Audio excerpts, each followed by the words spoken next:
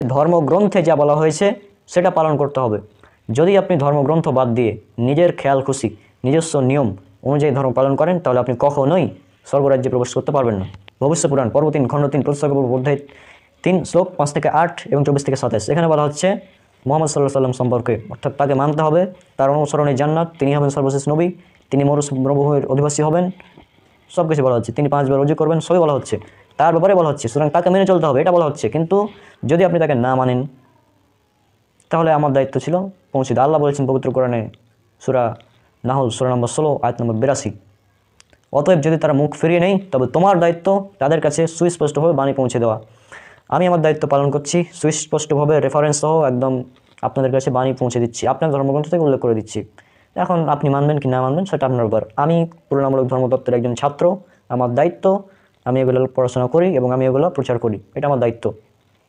ভাগবত পুরাণটা আছে, আচ্ছা যিনি আসুন ওতে কাজ হবে। তো তিনি নিয়ে আসলেন, নিয়ে আসার পরে হচ্ছে ঠাকুর মশাই এই ভাগবত মহাপুরাণের 2য় অধ্যায় মন্ত্র নম্বর 76, সময় কত হচ্ছে বলবেন কি? আনলিমিটেড। 2য় অধ্যায় মন্ত্র নম্বর 76 আমি ঠাকুর মশাই বললেন 2য় অধ্যায় মন্ত্র নম্বর 76টা একবার খুলে দেখুন তো। তিনি এবং পৃষ্ঠা উল্টাছেন, এবার তিনি মন্ত্র নম্বর 76 খুঁজছে, খোঁজার পরে তিনি প্রথমে পেয়ে গেছেন 2য় অধ্যায় 76 নম্বর মন্ত্র, মানে প্রথমে আছে 13 পৃষ্ঠা, গীতা প্রেস গোরক্ষপুর থেকে ছাপানো, যেটা 13 পৃষ্ঠা। তো তিনি এবার পড়ছেন, আমি একবার শেষের দিকে চলেছেন 76 মন্ত্র, তিনি পড়তে পড়তে শেষের দিকে এসে তিনি মুখে আর কিছু তুলছেন না, যে ঠাকুর মশাই কি ব্যাপার বলুন কি পেয়েছেন? তিনি বলছেন যে রাহুল ভাই এই শ্লোকটি এখানে আছে, মানে তিনি তাজ্জব হয়ে গেছেন। আচ্ছা ঠাকুর মশাই কি পেলেন? যে রাহুল ভাই শ্লোকটি এখানে আছে, আমি অনেকবার পড়েছি এই গ্রন্থটি, আমি হাত থেকে নিয়ে দেখছি যে বইটি প্রকাশ করেছে 1952 সালে, ছিঁড়ে গেছে, হলুদ পৃষ্ঠা হয়ে গেছে। 1952 সালে বইয়ের দাম ওইরকম একটি মোটা বইয়ের দাম মাত্র আপনার 3.5 টাকা, এরকম একটা মোটা বই, 1952 সালের বই। আমি বলছি এতদিন ধরে পড়ছেন, আর ঠাকুর মশাই বলছে আমি এতদিন ধরে পড়েছি, আর ভূমিকা তো মুকদ্দমাতে আছে, আমি চোখে পড়লো না শ্লোকটি? তিনি আমাকে দেখতে চেয়েছিলেন এটাই, যে মুহাম্মদ সাল্লাল্লাহু আলাইহি ওয়াসাল্লাম নাম যদি থাকে তাই হিন্দুদের মধ্যে তো মতভেদ থাকতো না। শ্লোকটি বলছে অজ্ঞান হেতু ক্রেতু মুহাম্মাদ মুহাম্মাদ অন্ধকারিণী নাশিনী বিদায় হইতে দায়াতে বিবেক हो लोगो मोहम्मद नाम पर एक आदमी धरती पर पधारेगा, वज्ञान हेतु मुहम्मद, পরিষ্কার নাম এসছে মুহাম্মাদ অন্ধকারিণী নাশিনী। মোহাম্মদ কি করতে আসবে? অন্ধকারকে দূর করতে। অন্ধকার কোন অন্ধকার? রাতের অন্ধকার, অজ্ঞতা বর্বরতা জাহিলিয়াতকে দূর করতে কে আসবে? মুহাম্মাদ, পরিষ্কার নাম চলে এসছে। তিনি দেখার পরে তাজ্জব, তিনি বলছেন রাহুল ভাই মানে অসম্ভব একটা, কেমন যে আমি প্রথমে আছে দেখতে পেলাম না। यदा हि धर्मस्य ग्लानिर्भवति भारत अभ्युत्थानमधर्मस्य तदात्मानं सृजाम्यहं परित्राणाय साधूनां विनाशाय च दुष्कृतं धर्मसंस्थापनार्थाय सम्भावामि युगे युगे। তুলনামূলক ধর্ম নিয়ে কিছু পড়াশোনা করি এবং আপনার একটা ভিডিও পোস্ট করেছিলাম এই হিন্দু ধর্মগ্রন্থ নিয়ে, যে ভবিষ্য পুরাণের যে শ্লোক এত স্প্লিন্টার মৃত্যুচাচন্য সমান্বিতাহ এতো স্মিনিন্তরে মিলেচ্ছাচান্যে সমান্বিতাহ মহামাদৈতি খ্যাত শিষ্য শাখা সমান্বিতাহ রূপোচ্ছৈব মহাদেবং মরুস্থল নিবাসিনাম গঙ্গা জলস্য পঞ্চগর্ভ সমান্বিতাহ চন্দন দিবার ভজ্য তুষ্ট মনোস্যহরম নমোস্তে গিরিজন্নত প্রভু নিবাসিনে ত্রিপুরাসুর নাশা বহুমায়া প্রবর্তন লিঙ্গচ্ছেদ শিকাহীন সুশ্রীধারী সুদূষকা উচ্চলাপী সর্বভোক্সী ভবিষ্যৎ জনমাম। কিছু হিন্দু ভাই বলছে যে এটা আমরা টোটালি মিথ্যাচার করেছি। আচ্ছা আচ্ছা, এখানে এমন কিছুই নাই তাদের দাবি। হ্যাঁ, তারপরে জাকির নায়কের ভিডিওটা দিলাম, তারা বলছে এখানেও তিনিও মিথ্যাচার করেছেন, মানে এরকম অবস্থা। এক্ষেত্রে আমরা তাদের জবাব কিভাবে দিতে পারি? এই কথাগুলো শুধু মুসলিমদের দাবি নয়, এটা প্রথম উদ্ভাবন করে অমুসলিম হিন্দুরা, তারপরে সাক্ষ্যমূলক হিসাবে অনেকগুলো বই বের করেছে স্বয়ং সনাতনীরা। হিন্দুরা ইসকনের প্রভুপাদজি তিনিও তার বইয়ের কয়েক জায়গাতে লিখেছেন যে সনাতন শাস্ত্রে মোহাম্মদ সাল্লাল্লাহু ভবিষ্যৎবাণী আছে। তবে এগুলো যদি আমাদেরকে অভিযোগ করতে হয় তাহলে এই সনাতন পণ্ডিত যারা আছে তাদেরকে অভিযোগ করতে হয়, এটা আমাদের অভিযোগ না। জাস্ট তারা গবেষণা দিয়েছে আমাদের সামনে, আমরা সত্যি দেখেছি তো আচ্ছা তাই তো ঠিকই তো লিখেছে, আসলে তো তাই। সনাতন শাস্ত্রে মোহাম্মদ সাল্লাল্লাহু আলাইহি ওয়াসাল্লামের কথা বলা হচ্ছে, কার খেয়ে দিয়ে কাজ নেই ভাই বলেন তো। আমরা আলোচনা করব হিন্দু ধর্মগ্রন্থে মুহাম্মদ সাল্লাল্লাহু আলাইহি সাল্লাম অর্থাৎ সর্বশেষ এবং চূড়ান্ত নবী রসুল সাল্লাল্লাহু আলাইহি সাল্লাম সম্পর্কে কি বলা হয়েছে। গ্রন্থে সাধারণ হিন্দুরা বিশ্বাস করে অবতারবাদে। অবতারবাদ মানে ঈশ্বর, তারা মনে করে যে ঈশ্বর নিজে মানুষের রূপ ধরে পৃথিবীতে আসেন, এটা তারা মনে করে। তবে এই ধারণাটা তারা পেয়েছে যে অবতারবাদের, যে ঈশ্বর আকাশ থেকে পৃথিবীতে নেমে আসেন মানুষের রূপ ধরে, বা ঈশ্বর মানুষের রূপ ধরে আসেন, এই ধরনের কথা শ্রীমদ্ ভগবদ গীতার একটি শ্লোক থেকে, শ্রীমদ্ ভগবদ গীতা অধ্যায় নম্বর 4 শ্লোক 7 এবং 8 উল্লেখ করা হয়েছে, यदा यदा हि धर्मस्य ग्लानिर्भवति भारत अभ्युत्थानमधर्मस्य तदात्मानं सृजाम्यहं परित्राणाय साधूनां विनाशाय च दुष्कृतं धर्मसंस्थापनार्थाय सम्भावामि युगे युगे। यदा यदा हि धर्मस्य ग्लानिर्भवति भारत, অর্থাৎ যখন ভারতে অধর্ম নেমে আসে, ধর্মের অধর্ম নেমে আসে, তখন ঈশ্বর কী করেন? ঈশ্বর নিজে অবতরণ করেন। তারা বলছে, অনুবাদে বলছে নিজে অবতরণ করেন। কেন? পরিত্রাণায় সাধুনাং, সাধুদের রক্ষা করতে, বিনাশিচ্ছে দুষ্কৃতাম, রাক্ষসদের ধ্বংস করতে, ধর্ম সংস্থা পুনরুদ্ধায় অর্থাৎ ধর্মকে যথাযথ প্রতিষ্ঠিত করতে ঈশ্বর যুগে যুগে অবতরণ করেন, সম্ভাবমি যুগে যুগে, অর্থাৎ যুগে যুগে। একই ধরনের কথা উল্লেখ করা আছে শ্রীমদ্ ভাগবত মহাপুরাণে स्कंद नंबर 9 अध्याय नंबर 24 श्लोक नंबर 56। এখানে বলা আছে यदा यदा हि धर्मस्य ক্ষয় বৃদ্ধিশ্চ পাপনো তদা তু ভবনিশ আত্মানং সৃজতে হরি। যখন ধর্মের ক্ষয় এবং অধর্মের বৃদ্ধি হয়, তখন পরম নিয়ন্তা ভগবান শ্রীহরি স্বেচ্ছাপূর্বক অবতরণ করেন। তবে বেদের কোথাও এই অবতারবাদের ধারণাটা পাবেন না। বেদে অনেক ঋষির কথা আছে যে ঈশ্বর অনেক ঋষি প্রেরণ করেছেন, হ্যাঁ, কিন্তু বেদে কোথাও বলা হয়নি যে ঈশ্বর নিজে অবতরণ করেন। আর এই অবতার, এটা দ্বারা হিন্দু পণ্ডিতরা বুঝায় যে অবতার দ্বারা আসলে বোঝানো হয়েছে যে ঈশ্বরের প্রেরিত কেউ। আর এটা বেদের সাথে মিলে, সাথে সাথে কোরআনের সাথে মিলে, কারণ আল্লাহ সুবহানাহু ওয়া তাআলা যুগে যুগে অনেক নবী রাসূল পাঠিয়েছেন। ওয়ালিকুল্লি কওমিন হাদ, আর প্রত্যেক জাতির জন্যই রয়েছে হিদায়াতকারী। সূরা রদ সূরা নম্বর 13 আয়াত নম্বর 7। ওয়ামিন উম্মাতিন ইল্লা খালা ফিহা নাযীর, আর প্রত্যেক জাতির জন্যই রয়েছে পথ প্রদর্শক। সূরা ফাতির সূরা নম্বর 35 আয়াত নম্বর 24 উল্লেখ করা আছে। তো আল্লাহ সুবহানাহু ওয়া তাআলা যুগে যুগে অনেক নবী রাসূল পাঠিয়েছেন, তবে সর্বশেষ এবং চূড়ান্ত নবী হচ্ছেন রাসূল সাল্লাল্লাহু আলাইহি সাল্লাম, যেটা আগে আলোচনা করেছি, সেজন্য এখানে আর বলছি না। এখানে আমরা জাস্ট দেখব যে হিন্দু ধর্মগ্রন্থে রাসূল সাল্লাল্লাহু আলাইহি সাল্লাম সম্পর্কে কী বলা হয়েছে, সংক্ষেপে দেখব। এই বিষয়ে আমার একটা বিস্তারিত ভিডিও আছে 26 মিনিটের, সেটা আপনারা দেখতে পারেন। এছাড়াও এখানে আমি বেশ কিছু পয়েন্ট উল্লেখ করবো জাস্ট। তাহলে চলুন এবার দেখে নিই হিন্দু ধর্মগ্রন্থগুলোতে সর্বশেষ এবং চূড়ান্ত নবী মুহাম্মদ সাল্লাল্লাহু আলাইহি সাল্লাম সম্পর্কে কী বলা হয়েছে। ভবিষ্য পুরাণ পর্ব 3 খণ্ড 3 অধ্যায় 3 শ্লোক 5 থেকে 8 এবং 24 থেকে 27, এবং এটা বাংলা অনুবাদ নবভারত প্রকাশনীতে পাবেন পৃষ্ঠা নাম্বার 367 থেকে 382 মধ্যে। এখানে উল্লেখ করা হয়েছে সংস্কৃত শ্লোক যেটা, সেটা বলছে, এত স্মৃন্তর্বিচ্চাচন্য সমন্বিতাহ মুহাম্মাদিতি খ্যাত সমন্বিত নিপ্রসু মহাজন মরুস্থল নিবাসিনা গঙ্গাজলস্য সংস্নপ পঞ্চগভ্য সমন্বিতাহ চন্দনদেবীরভচ্যতুষ্টমনুষহরম নমস্তে গিরিজন্নত মরুস্থল নিবাসিনে ত্রিপুরসরণসেব হোমভরতন লিঙ্গচ্ছেদে শিখাহীন সুশ্রীধারী সুদূষকা উচ্চলাপি সর্বভক্ষী ভবিষ্যতি জনমম। এর অর্থ হচ্ছে যে একজন ম্লেচ্ছ আসবেন বা একজন বিদেশি আসবেন, তার নাম হবে মোহাম্মদ ইতি খ্যাত, তিনি হবেন সর্বশেষ ঋষি। সে ব্যক্তির লিঙ্গচ্ছেদ করা থাকবে, লিঙ্গের অগ্রভাগ কর্তন করা থাকবে, অর্থাৎ খতনা করা থাকবে, মাথায় কোনো শিখা থাকবে না। তারপর তিনি সব ধরনের খাবার খাবেন, তবে শুকরের মাংস খাবেন না। তিনি মরুভূমির অধিবাসী হবেন, তার অনুসরণে রয়েছে জান্নাত, ইত্যাদি কথা বলা হচ্ছে এই শ্লোকে। এরপর অথর্ববেদ 20 নম্বর খণ্ড 21 নম্বর সূক্ত 6 এবং 7 নম্বর শ্লোক, এখানে উল্লেখ করা আছে যে তিনি 10 সহস্রা অর্থাৎ 10,000, তিনি 10,000 শত্রুকে পরাজিত করবেন কোনো ধরনের যুদ্ধ ছাড়াই। একই ধরনের কথা সূরা আহজাবের যুদ্ধ বা খন্দকের যুদ্ধ, যেটা সূরা নম্বর 33 সূরা আহজাব আয়াত নম্বর 22 উল্লেখ করা আছে, একই ধরনের ঘটনা ঘটেছিল। এরপর অথর্ববেদের 20 নম্বর কাণ্ড 21 নম্বর সূক্ত 9 নম্বর মন্ত্রে উল্লেখ করা আছে যে রাজা সুশ্রবা হচ্ছে একটি সংস্কৃত শব্দ, যার অর্থ যদি করেন সুশ্রবা এর অর্থ করলে হবে যিনি, যার প্রশংসা করা হয়, সুশ্রবা, যার অর্থ যদি আরবিতে করেন তাহলে হবে মুহাম্মদ। তো রাজা সুশ্রবা তিনি কি করবেন, 20 জন গোত্রপ্রধান এবং 60,099 জন শত্রুকে পরাজিত করবেন।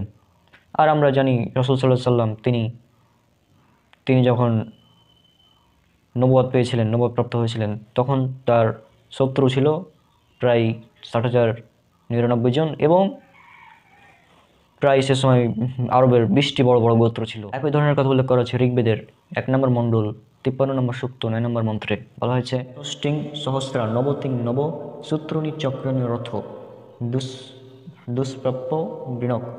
সহায় রহিত সুশ্রবা নামক রাজার সাথে যুদ্ধ করার জন্য যে 20 নরপতি ও 60,099 জন অনুচর এসেছিল আর ইন্দ্র তাদের পরাজিত করেছিল। অর্থাৎ এই শ্লোকে বলা হচ্ছে যে রাজা সুশ্রবার সাথে যুদ্ধ করার জন্য 60,099 জন এবং 20 জন গোত্রপ্রধান এসেছিল।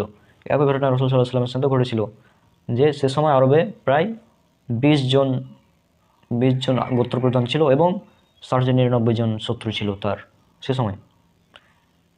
আর সামবেদের উত্তরার্চিকের মহানামণি আর্চিক উত্তরার্চিক যেটা, এর 1500 নম্বর মন্ত্রে উল্লেখ করা আছে আহমিদ্দি পিটু পুরী মেধান্তস্য জাগ্রহ। আহমেদ্দি, এখানে যে শব্দটি ব্যবহার করেছে আহমেদ্দি, তাকে এই আহমেদ্দি হবে আহমেদ, অর্থাৎ মোহাম্মদ সাল্লাল্লাহু আলাইহি ওয়াসাল্লামের একটি নাম আহমেদকে দেওয়া হবে অবিনশ্বর আইন। একই ধরনের কথা উল্লেখ করা আছে সামবেদের ইন্দ্র অধ্যায় নম্বর 2 মন্ত্র নম্বর 152-তে। পর ভগবত পুরাণের আরও একটি শ্লোক উল্লেখ করা আছে শ্রীমদ্ ভগবত মহাপুরাণ স্কন্ধ নম্বর 12 অধ্যায় নম্বর 2 শ্লোক 18 থেকে 21। এখানে বলা হয়েছে সম্ভল গ্রামমুখস্য ব্রাহ্মণস্য মহাত্মা ভবনে বিষ্ণুযশস্য কল্কি প্রাদুর্ভবিষ্যতি অস্য মগ্রহচ্চ দেবদত্তং জগৎপতি আসিনা সাধু দমন মুষ্ঠ সূর্য গুণান্বিত বিচারণ্যসুনা খৌনাং হাইন প্রতি মদ্যুত্তি নিপ্রলিঙ্গচ্ছেদদর্শন কোটিশ নিহস্যতি অথ তেষাং ভবিষ্যন্তি মনংসি বিষাদি নিবৈ বাসুদেবং গররাগিতি পুণ্যগন্ধানীল শ্রীলম স্পৃশম পৌরজন পদনং বৈ হতস্খিল দস্যু। এর অর্থ হচ্ছে যে কল্কি অবতার তিনি সম্বল গ্রামে বিষ্ণুযশার গৃহে জন্মগ্রহণ করবেন। তিনি দ্রুতগামী ঘোড়ায় চড়ে আসমান ভ্রমণ করবেন এবং তার হাতে তরবারি থাকবে। তারপর তার অনুসারী যারা হবে তাদের খতনা করা থাকবে, এটাই বলা হচ্ছে। কল্কি অবতারের কথা আরও বর্ণিত আছে। কল্কি অবতার মানেই হচ্ছে সর্বশেষ ঋষি। কল্কি অবতার মানেই সর্বশেষ ঋষি। কল্কি অবতারের কথা আরও উল্লেখ করা আছে কল্কি পুরাণে অধ্যায় নম্বর 2 মন্ত্র নম্বর 4 সম্ভল বিষ্ণু গৃহে প্রাদুর্ভাম হংস মমতাং মাতারি বিভো। মানে সম্ভলে বিষ্ণুযশস্য গৃহে, মানে সম্ভল গ্রামে বিষ্ণুযশার গৃহে সুমতির গর্ভে জন্মগ্রহণ করবে কল্কি। সম্ভলে পয়েন্টেড, সম্ভলে বিষ্ণুযশের গৃহে সুমতির গর্ভে জন্মগ্রহণ করবে কল্কি জন্মগ্রহণ করবে সুমতির গর্ভে। তাহলে সম্ভল বলা হয় এমন একটি স্থান যেটা শান্তির স্থান অনুবাদ করলে দাঁড়ায়। আরবিতে করলে পাবেন মক্কা। বিষ্ণু মানে আগে বলেছি পালনকর্তা। বিষ্ণুযশ মানে হচ্ছে বিষ্ণুর যে উপাসনা করে, অর্থাৎ পালনকর্তার গোলাম, অর্থাৎ সৃষ্টিকর্তার গোলাম, অর্থাৎ আরবি যদি করেন তাহলে পাবেন আব্দুল্লাহ। তাহলে সম্ভল মানে মক্কা আর বিষ্ণুযশ মানে হচ্ছে আব্দুল্লাহ। তাহলে মক্কায় আব্দুল্লাহর ঘরে, সম্ভলে বিষ্ণুযশস্য গৃহে, সম্ভল গ্রামে বিষ্ণুযশার গৃহে, মক্কায় আব্দুল্লাহর ঘরে। পয়েন্ট ইট। সৌমতি মাতারি বিভো, সুমতির গর্ভে, মানে সুমতি হচ্ছে যার অর্থ, সুমতি একটি সংস্কৃত শ্লোক যার অর্থ হবে শান্তি। আরবিতে করলে পাবেন আমিনা। সৌমতি মাতারি বিভো মানে আমিনার গর্ভে, সুমতির গর্ভে মানে আমিনার গর্ভে আরবিতে। তাহলে মূল কথা হচ্ছে যে এই কল্কি সর্বশেষ ঋষি, তিনি মক্কার বিষ্ণুযশের অর্থাৎ আব্দুল্লাহর ঘরে সুমতির গর্ভে মানে আমিনার গর্ভে জন্মগ্রহণ করবেন। আর আমরা জানি রাসূল সাল্লাল্লাহু আলাইহি ওয়াসাল্লাম তিনি মক্কায় জন্মগ্রহণ করেছিলেন। তার পিতার নাম ছিল আব্দুল্লাহ, মাতার নাম ছিল আমিনা। সেটা ছিল আরবিতে, সেটাকে যদি সংস্কৃত করেন তাহলে এটা হবে সম্ভল বিষ্ণুযশস্য গৃহে প্রাদুর্ভাম হংস মমতাং মাতৃ বিভো। এরপর কল্কি পুরাণ অধ্যায় নম্বর 2 শ্লোক নম্বর 5 চতুর্বিভাত বিভো কালিশ্বমে কালিক্ষম। অর্থাৎ তার কল্কির 4 জন বিশিষ্ট সহচর থাকবে, 4 জন বিশেষ বন্ধু থাকবে। এটা স্পষ্ট হবে 4 জন বিশেষ বন্ধু, 4 খলিফার কথা বলা হচ্ছে। আবু বকর সিদ্দিক, ওমর বিন খাত্তাব, উসমান বিন আফফান এবং আলী বিন আবি তালিব রাদিয়াল্লাহু আনহু, তাদের কথা বলা হচ্ছে, 4 জন বিশিষ্ট সাহাবীর কথা। এরপর কল্কি পুরাণ অধ্যায় 2 মন্ত্র নাম্বার 15 বলা হয়েছে, দ্বাদশং শুক্লপক্ষস্য মাধব মাসি মাধব চতুর্দৃশ্য পিত্রং পুত্ররিষ্ঠ মনুষ। হচ্ছে মাধব মাসের 12 তারিখে জন্মগ্রহণ করবে কল্কি এবং তার জন্মে তার মাতা এবং তার দাদা আনন্দিত হবে। এটা মাধব মাসের 12 তারিখকে যদি আরবিতে করেন তাহলে পাবেন রবিউল আউয়াল মাসের 12 তারিখে। দ্বাদশাং শুক্লপক্ষস্য, শুক্লপক্ষ মানে প্রথম অংশ, মাধব মাসের প্রথম অংশের 12 তারিখ। আর প্রচলিত মত অনুযায়ী রাসূল সাল্লাল্লাহু আলাইহি ওয়াসাল্লাম জন্মগ্রহণ করেছিলেন 12 তারিখ রবিউল আউয়াল মাসের। যদিও এই মতটি সঠিক কিনা আমরা বলতে পারবো না, কারণ অনেকগুলো মত রয়েছে। কোনো মতে রয়েছে 9 রবিউল আউয়াল, কোনো মতে রবিউল আউয়াল মাসেই নাই। এটা নিয়ে আলাদাভাবে আলোচনা করা লাগবে, এখন এটা সম্ভব না। তবে যেহেতু প্রচলিত মত 12 রবিউল আউয়াল, তো আমরা ধরে নিচ্ছি এটা ধরা যায়, সমস্যা নাই এতে। তো এটা একটি উল্লেখ করা আছে তার কথা এখানে ভবিষ্য পুরাণে, কল্কি পুরাণে। তাহলে এই ধরনের কথা, এই কথাগুলো উল্লেখ করা হচ্ছে কার ব্যাপারে? মাধব মাসের 12 তারিখ জন্মগ্রহণ করবেন সম্ভল গ্রামে বিষ্ণুরসের গৃহে সুমতির গর্ভে। কার কথা বলা হচ্ছে? এরপরে বেদ এবং বিভিন্ন জায়গায় তাকে বলা হয়েছে, সর্বশেষ রীতি তাকে বলা হয়েছে নরশংসা। নরশংসা একটি সংস্কৃত শব্দ যার অর্থ হচ্ছে নর মানে হচ্ছে মানুষ, আশংসা মানে যার প্রশংসা করা হয়। নরশংসা মানে যে ব্যক্তির প্রশংসা করা হয়। যদি আরবিতে করেন তবে মুহাম্মদ। এই নরশংসা শব্দটি বেদের অনেকগুলো জায়গায় বর্ণনা করা হয়েছে, অনেকগুলো জায়গায় বর্ণনা করা হয়েছে। যেমন উল্লেখ করা আছে নরশংসা শব্দটি ঋগ্বেদ 1 নম্বর মণ্ডল 13 নম্বর সূক্ত 3 নম্বর মন্ত্র, ঋগ্বেদ 1 নম্বর মণ্ডল 18 নম্বর সূক্ত ঋক নম্বর 9, ঋগ্বেদ 1 নম্বর গ্রন্থ বা 1 নম্বর মণ্ডল 142 নম্বর সূক্ত মন্ত্র নম্বর 3, ঋগ্বেদ 1 নম্বর গ্রন্থ 106 নম্বর সূক্ত 4 নম্বর মন্ত্র, ঋগ্বেদ 142 নম্বর সূক্ত 1 নম্বর গ্রন্থ 142 নম্বর সূক্ত ঋক নম্বর 3, ঋগ্বেদ 2 নম্বর মণ্ডল 3 নম্বর সূক্ত 2 নম্বর মন্ত্র, ঋগ্বেদ 5 নম্বর মণ্ডল 5 নম্বর সূক্ত 2 নম্বর মন্ত্র, ঋগ্বেদ 7 নম্বর মণ্ডল 2 নম্বর সূক্ত 2 নম্বর মন্ত্র, ঋগ্বেদ 10 নম্বর মণ্ডল 64 নম্বর সূক্ত 3 নম্বর মন্ত্র, ঋগ্বেদ 10 নম্বর মণ্ডল 182 নম্বর সূক্ত 2 নম্বর মন্ত্র। এছাড়াও যজুর্বেদ উল্লেখ করা আছে, যজুর্বেদ অধ্যায় 21 অনুচ্ছেদ 31, যজুর্বেদ অধ্যায় 21 অনুচ্ছেদ 55, যজুর্বেদ অধ্যায় 20 অনুচ্ছেদ 57, যজুর্বেদ অধ্যায় 20 অনুচ্ছেদ 37, যজুর্বেদ অধ্যায় 28 অনুচ্ছেদ 2, যজুর্বেদ অধ্যায় 28 অনুচ্ছেদ 19, যজুর্বেদ অধ্যায় 28 অনুচ্ছেদ 42। এছাড়াও আরও অনেকগুলো জায়গায় বর্ণিত করা হয়েছে নরশংসা শব্দটি। তাহলে সংক্ষেপে এই যে আলোচনাটা করলাম এতক্ষণ, এটা হচ্ছে কি সংক্ষেপে রাসূল সাল্লাল্লাহু আলাইহি ওয়াসাল্লাম সম্পর্কে হিন্দু ধর্মগ্রন্থে কী বলা হয়েছে সে বিষয়ে। আর এই বিষয়ে আমি একটি ভিডিও বানিয়েছিলাম, সেখানে আরও ইনফরমেশান আছে, সেটা আপনাদের ভবিষ্য পুরাণের একটি শ্লোক নিয়ে।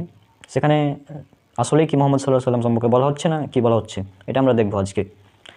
ভবিষ্য পুরাণ প্রতিসর্গ পর্ব, পর্ব 3 খণ্ড 3 অধ্যায় 3 শ্লোক 5 থেকে 8 এবং 24 থেকে 27, এবং এটা আপনারা পাবেন নবভারত প্রকাশনী বাংলা অনুবাদ, যেটা নবভারত পাবলিশার্স, সেখানে পাবেন আপনারা 367 থেকে 382 পৃষ্ঠায়।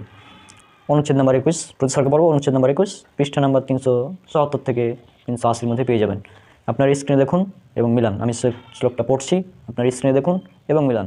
শ্লোকটিতে বলা হচ্ছে, এত স্প্লিন্তারে মৃচ্চাচন্য সমন্বিতাহ মুহাম্মাদিতি খ্যাত শিষ্যসগ সমন্বিত নিপ্রশুভ মহাদুনং মরুস্থল নিবাসিনে গঙ্গাজলস্য সংস্নপ্য পঞ্চগব্য সমন্বিতাহ চন্দ্রনদিভিরগচ্যুতুষ্ট মনুষহরম নমস্তে গিরিজন্নত মরুস্থল নিবাসিনা ত্রিপুরসুরণসে বহুমাপবরতন লিঙ্গচ্ছিদিশিকাহীন সুশ্রুধারী সদৌশকা উচ্চলাপি সর্বভোগ্যে ভবিষ্যতি জন্মম। শ্লোকটা খুবই স্পষ্ট। এখানে বলা হচ্ছে এত স্প্লিন্তারে মৃচ্চাচন্য সমন্বিতাহ, মানে একজন ম্লেচ্ছ আসবেন। ম্লেচ্ছ মানে কি? ম্লেচ্ছ মানে বিদেশি। কারণ হিন্দু ধর্ম এটা পুরো বিশ্বের জন্য প্রযোজ্য নয়, এটা শুধু ভারতবর্ষের জন্য প্রযোজ্য। উল্লেখ করা আছে শ্রীমদ্ ভগবদ গীতা অধ্যায় নাম্বার 4 শ্লোক 7 এবং 8, বলা হচ্ছে কি, যদা যদা হি ধর্মস্য গ্লানির্ভবতি ভারত অভ্যুত্থানম ধর্মস্য তদাত্মানং সৃজামিহং পরিত্রাণায় সাধূনাং বিনাশে চে দুষ্কৃতম ধর্ম সংস্থা পুনরুত্থায় সম্ভবমে যুগে যুগে। যদা যদা হি ধর্মস্য গ্লানির্ভবতি ভারত, মানে যখন ভারতে অধর্ম নেমে আসে, মানে কি ভারতের কথা বলা হচ্ছে হিন্দু ধর্মে, তখন কি করেন ঈশ্বর? পরিত্রাণায় সাধূনাং, মানে সাধুদের রক্ষা করতে, বিনাশে চে দুষ্কৃতম, এবং রাক্ষস দুষ্কৃতদের ধ্বংস করতে, ধর্ম সংস্থা পুনরুত্থায়, অর্থাৎ ধর্মকে যথাযথ প্রতিস্থাপন করতে ঈশ্বর একজন দূত পাঠান। এটা বলা হচ্ছে ভারতের ক্ষেত্রে এটা। তাহলে ম্লেচ্ছ মানে কি? আর ম্লেচ্ছ দ্বারা হিন্দু ভাইরা অনেক মুসলিমদেরকে বোঝায় মৃচ্ছ মানে মুসলিম, মৃচ্ছ মানে বিদেশি, মৃচ্ছ মানে মুসলিম, অর্থাৎ মৃচ্ছ মানে যে ভারতবর্ষের বাইরে থেকে আসবে। আর রসুল সাল্লাহ সাল্লাম কোথা থেকে এসেছিলেন? তিনি ছিলেন আরবের। তার মানে কি বোঝা যাচ্ছে? ভারতের বাইরে থেকে একজন ব্যক্তি আসবেন।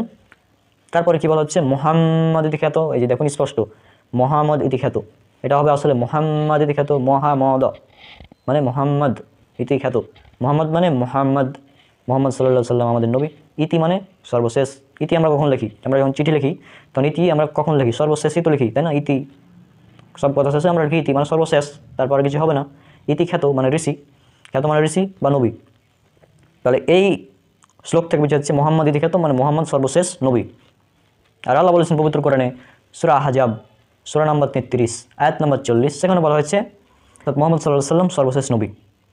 তারপর শ্লোকে বলা হচ্ছে নিপ্রসব মহাদনং মরুস্থলা নিবাসিনে, মরুস্থলা নিবাসিনে মানে সেই মহাব্যক্তি হবেন মরুভূমির অধিবাসী। আর আমরা জানি রাসূল সাল্লাল্লাহু আলাইহি সাল্লাম ছিলেন মক্কার অধিবাসী, আর মক্কা ছিল মরুভূমি এলাকা। তাহলে এখানেও স্পষ্টভাবে মিলে যাচ্ছে পরপর 3টা লাইন। তারপরে কি বলা হচ্ছে? গঙ্গা জলস্য সংস্নাপ্য পঞ্চগভ্য সমানে তাহা, গঙ্গা জলস্য মানে গঙ্গা জল দিয়ে। গঙ্গা জল মানে কি? হিন্দু ভাইয়েরা গঙ্গা জলকে পবিত্র জল মনে করে। গঙ্গা জল অর্থাৎ পবিত্র জল, অর্থাৎ পবিত্র জল দ্বারা সংস্নাপ্য পঞ্চগভ্য সমানে তাহা মানে পবিত্র হবেন বা স্নান বা অজু করবেন, স্নান করবেন অর্থাৎ শরীর হাত ধৌত করা যেটা বুঝায়। স্নাপ্য পঞ্চগভ্য মানে 5 বার, সামান্য তাহা মানে 5 বার করবেন, অর্থাৎ প্রতিদিন 5 বার পবিত্র জল দিয়ে তিনি পবিত্র হবেন, অর্থাৎ অজু করার কথা বলা হচ্ছে। আমরা মুসলিমরা 5 বার প্রতিদিন নিয়মিত নামাজের আগে অজু করি। 5 ওয়াক্ত অজু ফরজ, 5 ওয়াক্ত নামাজ ফরজ। তারপরে বলা হচ্ছে নমস্তে গিরিজান্নাত, নমস্তে গিরিজান্নাত মরুস্থল নিবাসিনী। নমস্তে মানে নত হওয়া, নত হওয়া মানে কি? আনুগত্য করা, আনুগত্য করা। গিরিজান্নাত মানে জান্নাত, গিরিজান্নাত বলা হয়েছে জান্নাত হবে। হ্যাঁ, নমস্তে গিরি জান্নাত অর্থাৎ জান্নাত, আনুগত্যেই জান্নাত। নমস্তে গিরি জান্নাত মরুস্থল নিবাসী অর্থাৎ সেই মরুভূমির অধিবাসী অর্থাৎ মোহাম্মদ সাল্লাল্লাহু আলাইহি সাল্লাম এর অনুসরণেই আনুগত্যেই রয়েছে জান্নাত। আল্লাহ বলেছেন সূরা আহজাব সূরা নম্বর 33 আয়াত নম্বর 21 নিশ্চয়ই রাসূলুল্লাহর মধ্যে তোমাদের জন্য রয়েছে উত্তম আদর্শ। আল্লাহ বলেছেন সূরা নিসা সূরা নম্বর 4 আয়াত নম্বর 80 যে ব্যক্তি রাসূলের আনুগত্য করলো সে আল্লাহরই আনুগত্য করলো। এছাড়াও আরও অনেক জায়গায় বলা হচ্ছে রাসূল সাল্লাল্লাহু আলাইহি ওয়াসাল্লাম আনুগত্য করতে। তার মানে কি বোঝা যাচ্ছে? রাসূলের আনুগত্য অনুসরণ করাতেই রয়েছে জান্নাত। যে ত্রিপুরা সুরণাশয় বহু মাপ পরিবর্তন, বহু মাপ পরিবর্তন মানে বহু মানে অনেক, মায়া পরিবর্তন মানে অনেক নিয়ম প্রবর্তন করবেন শরীয়তের, অর্থাৎ তিনি যে ধর্ম নিয়ে আসবেন সেখানে অনেক নতুন নিয়ম নিয়ে আসবেন। তারপরে বলে লিঙ্গচ্ছেদী শিখাহীন। ভাই লিঙ্গচ্ছেদী মানে বোঝাতে হবে, লিঙ্গচ্ছেদী মানে কি? লিঙ্গের অগ্রভাগ কর্তন করা থাকবে বা মুসলমানি বা খতনা করা থাকবে। তাহলে এটা একদম স্পষ্ট শিখাহীন। শিখাহীন মানে কি? আপনারা দেখবেন অনেক হিন্দুরা আছে, হিন্দু ভাইয়েরা, তারা মাথায় এখানে জল টিকে দেয়, সেটাকে বলা হয় শিখা, এবং এই শিখাটা তার থাকবে না, অর্থাৎ তিনি এটা করবেন না বা শিখাটা থাকবে না, এটা বলা হচ্ছে শিখাহীন। উচ্চ লাভ সর্বভক্ষী ভবিষ্যৎ জনমম, সর্বভক্ষী, সর্বভক্ষী মানে সবই খাবেন। হিন্দু ভাইয়েরা দেখবেন অনেক কিছুই খায় না, যেমন গরুর মাংস, গরুর গোস্ত খায় না, কিন্তু তিনি এটা খাবেন, অর্থাৎ সর্বভক্ষী হবেন, এটা বলা হচ্ছে। তাহলে পুরো শ্লোক একদম স্পষ্ট যে এটা মুহাম্মদ সাল্লাল্লাহু আলাইহি সাল্লাম সম্পর্কে বলা হচ্ছে। এটা হচ্ছে আমাদের গবেষণা। আমরা যারা কম্পারেটিভ তুলনামূলক ধর্ম নিয়ে কাজ করি, আলোচনা করি, তাদের আলোচনা। এটা আমি ডক্টর জাকির নায়েকের কাছ থেকেও শুনেছি, ব্রাদার রাহুলের কাছেও শুনেছি, এবং আমি নিজেও পড়ে দেখেছি। একদম হুবহু সেম মিলে যাচ্ছে। তো এমন না যে অমিল কিছু, একদম মিলে যাচ্ছে। আমাদের কাজ হচ্ছে তুলনামূলক আলোচনা করা। আল্লাহ বলেছেন পবিত্র কোরআনে সূরা ইমরান সূরা নম্বর 3 আয়াত নম্বর 64 এসো সেই কথাই যা তোমাদের এবং আমাদের মাঝে এক, তাই না? সুতরাং আমরা সেই বিষয়ে আলোচনা করি যা তাদের এবং আমাদের মাঝে এক। এখানে বলা হচ্ছে মোহাম্মদ ইতি খ্যাত। আল্লাহ বলছেন সূরা আহজাব সূরা নম্বর 33 আয়াত নম্বর 40 মোহাম্মদ সর্বশেষ নবী, একই কথা বলা হচ্ছে, তাই না? তা আমরা তুলনামূলক আলোচনা করি, এটা আমাদের গবেষণা। আমাদের দায়িত্ব হিন্দু ভাইদের কাছে তাদের দাওয়াত পৌঁছে দেওয়া, আমাদের ইসলামের দাওয়াতটা পৌঁছে দেওয়া। অর্থাৎ এখান থেকে স্পষ্ট যে এই শ্লোক থেকে এটাই একমাত্র স্পষ্ট শ্লোক যেখানে মুহাম্মদ সাল্লাল্লাহু আলাইহি ওয়াসাল্লাম সম্পর্কে বলা হচ্ছে। এবং এ ব্যাপারে শ্রী শ্রী রবিশঙ্কর অর্থাৎ হিন্দু ধর্মের একজন পণ্ডিত তিনিও বলেছেন যে এটা মুহাম্মদ সাল্লাল্লাহু আলাইহি ওয়াসাল্লাম সম্পর্কেই বলা হচ্ছে এই শ্লোকটি। তাহলে আমরা বুঝলাম এই শ্লোকটি সম্পর্কে। আর হিন্দু ধর্মগ্রন্থের একটি উসুল আছে বা মূলনীতি আপনারা জেনে নেন, সেটা হচ্ছে হিন্দু ধর্মের যেটা মূলনীতি সেটা হচ্ছে ধর্মগ্রন্থে যা বলা হয়েছে সেটা পালন করতে হবে। যদি আপনি ধর্মগ্রন্থ বাদ দিয়ে নিজের খেয়াল খুশি নিজস্ব নিয়ম অনুযায়ী ধর্ম পালন করেন তাহলে আপনি কখনোই স্বর্গরাজ্যে প্রবেশ করতে পারবেন না। শ্রীমদ্ ভগবদ্গীতা অধ্যায় নম্বর 16 শ্লোক 23 এবং 24 ইয়া শস্ত্রবিধিমুৎসৃজ্য ভর্তদকম কারতঃ ন সুসিদ্ধিমভপ্নোতি ন সুখম ন পরম গতিম তস্মা শস্ত্রং প্রমাণন্তে কার্য ব্যবস্থিত গত্বা শস্ত্রবিধানোক্তম কর্ম কর্তুমিহর্হসি। অর্থাৎ কি বলা হচ্ছে, যে ব্যক্তি শাস্ত্রবিধি পরিত্যাগ করে নিজস্ব নিয়ম বা নিজস্ব খেয়াল খুশি অনুযায়ী চলাফেরা করে সে কখনোই না সুখম না পরম গতিম, কখনো সুখ লাভ করতে পারবে না, কখনো পরম গতি অর্থাৎ স্বর্গরাজ্যে প্রবেশ করতে পারবে না। আর পরের শ্লোকে বলা হচ্ছে অতএব কর্তব্য অকর্তব্য নির্ধারণে শাস্ত্রই তোমার প্রমাণ।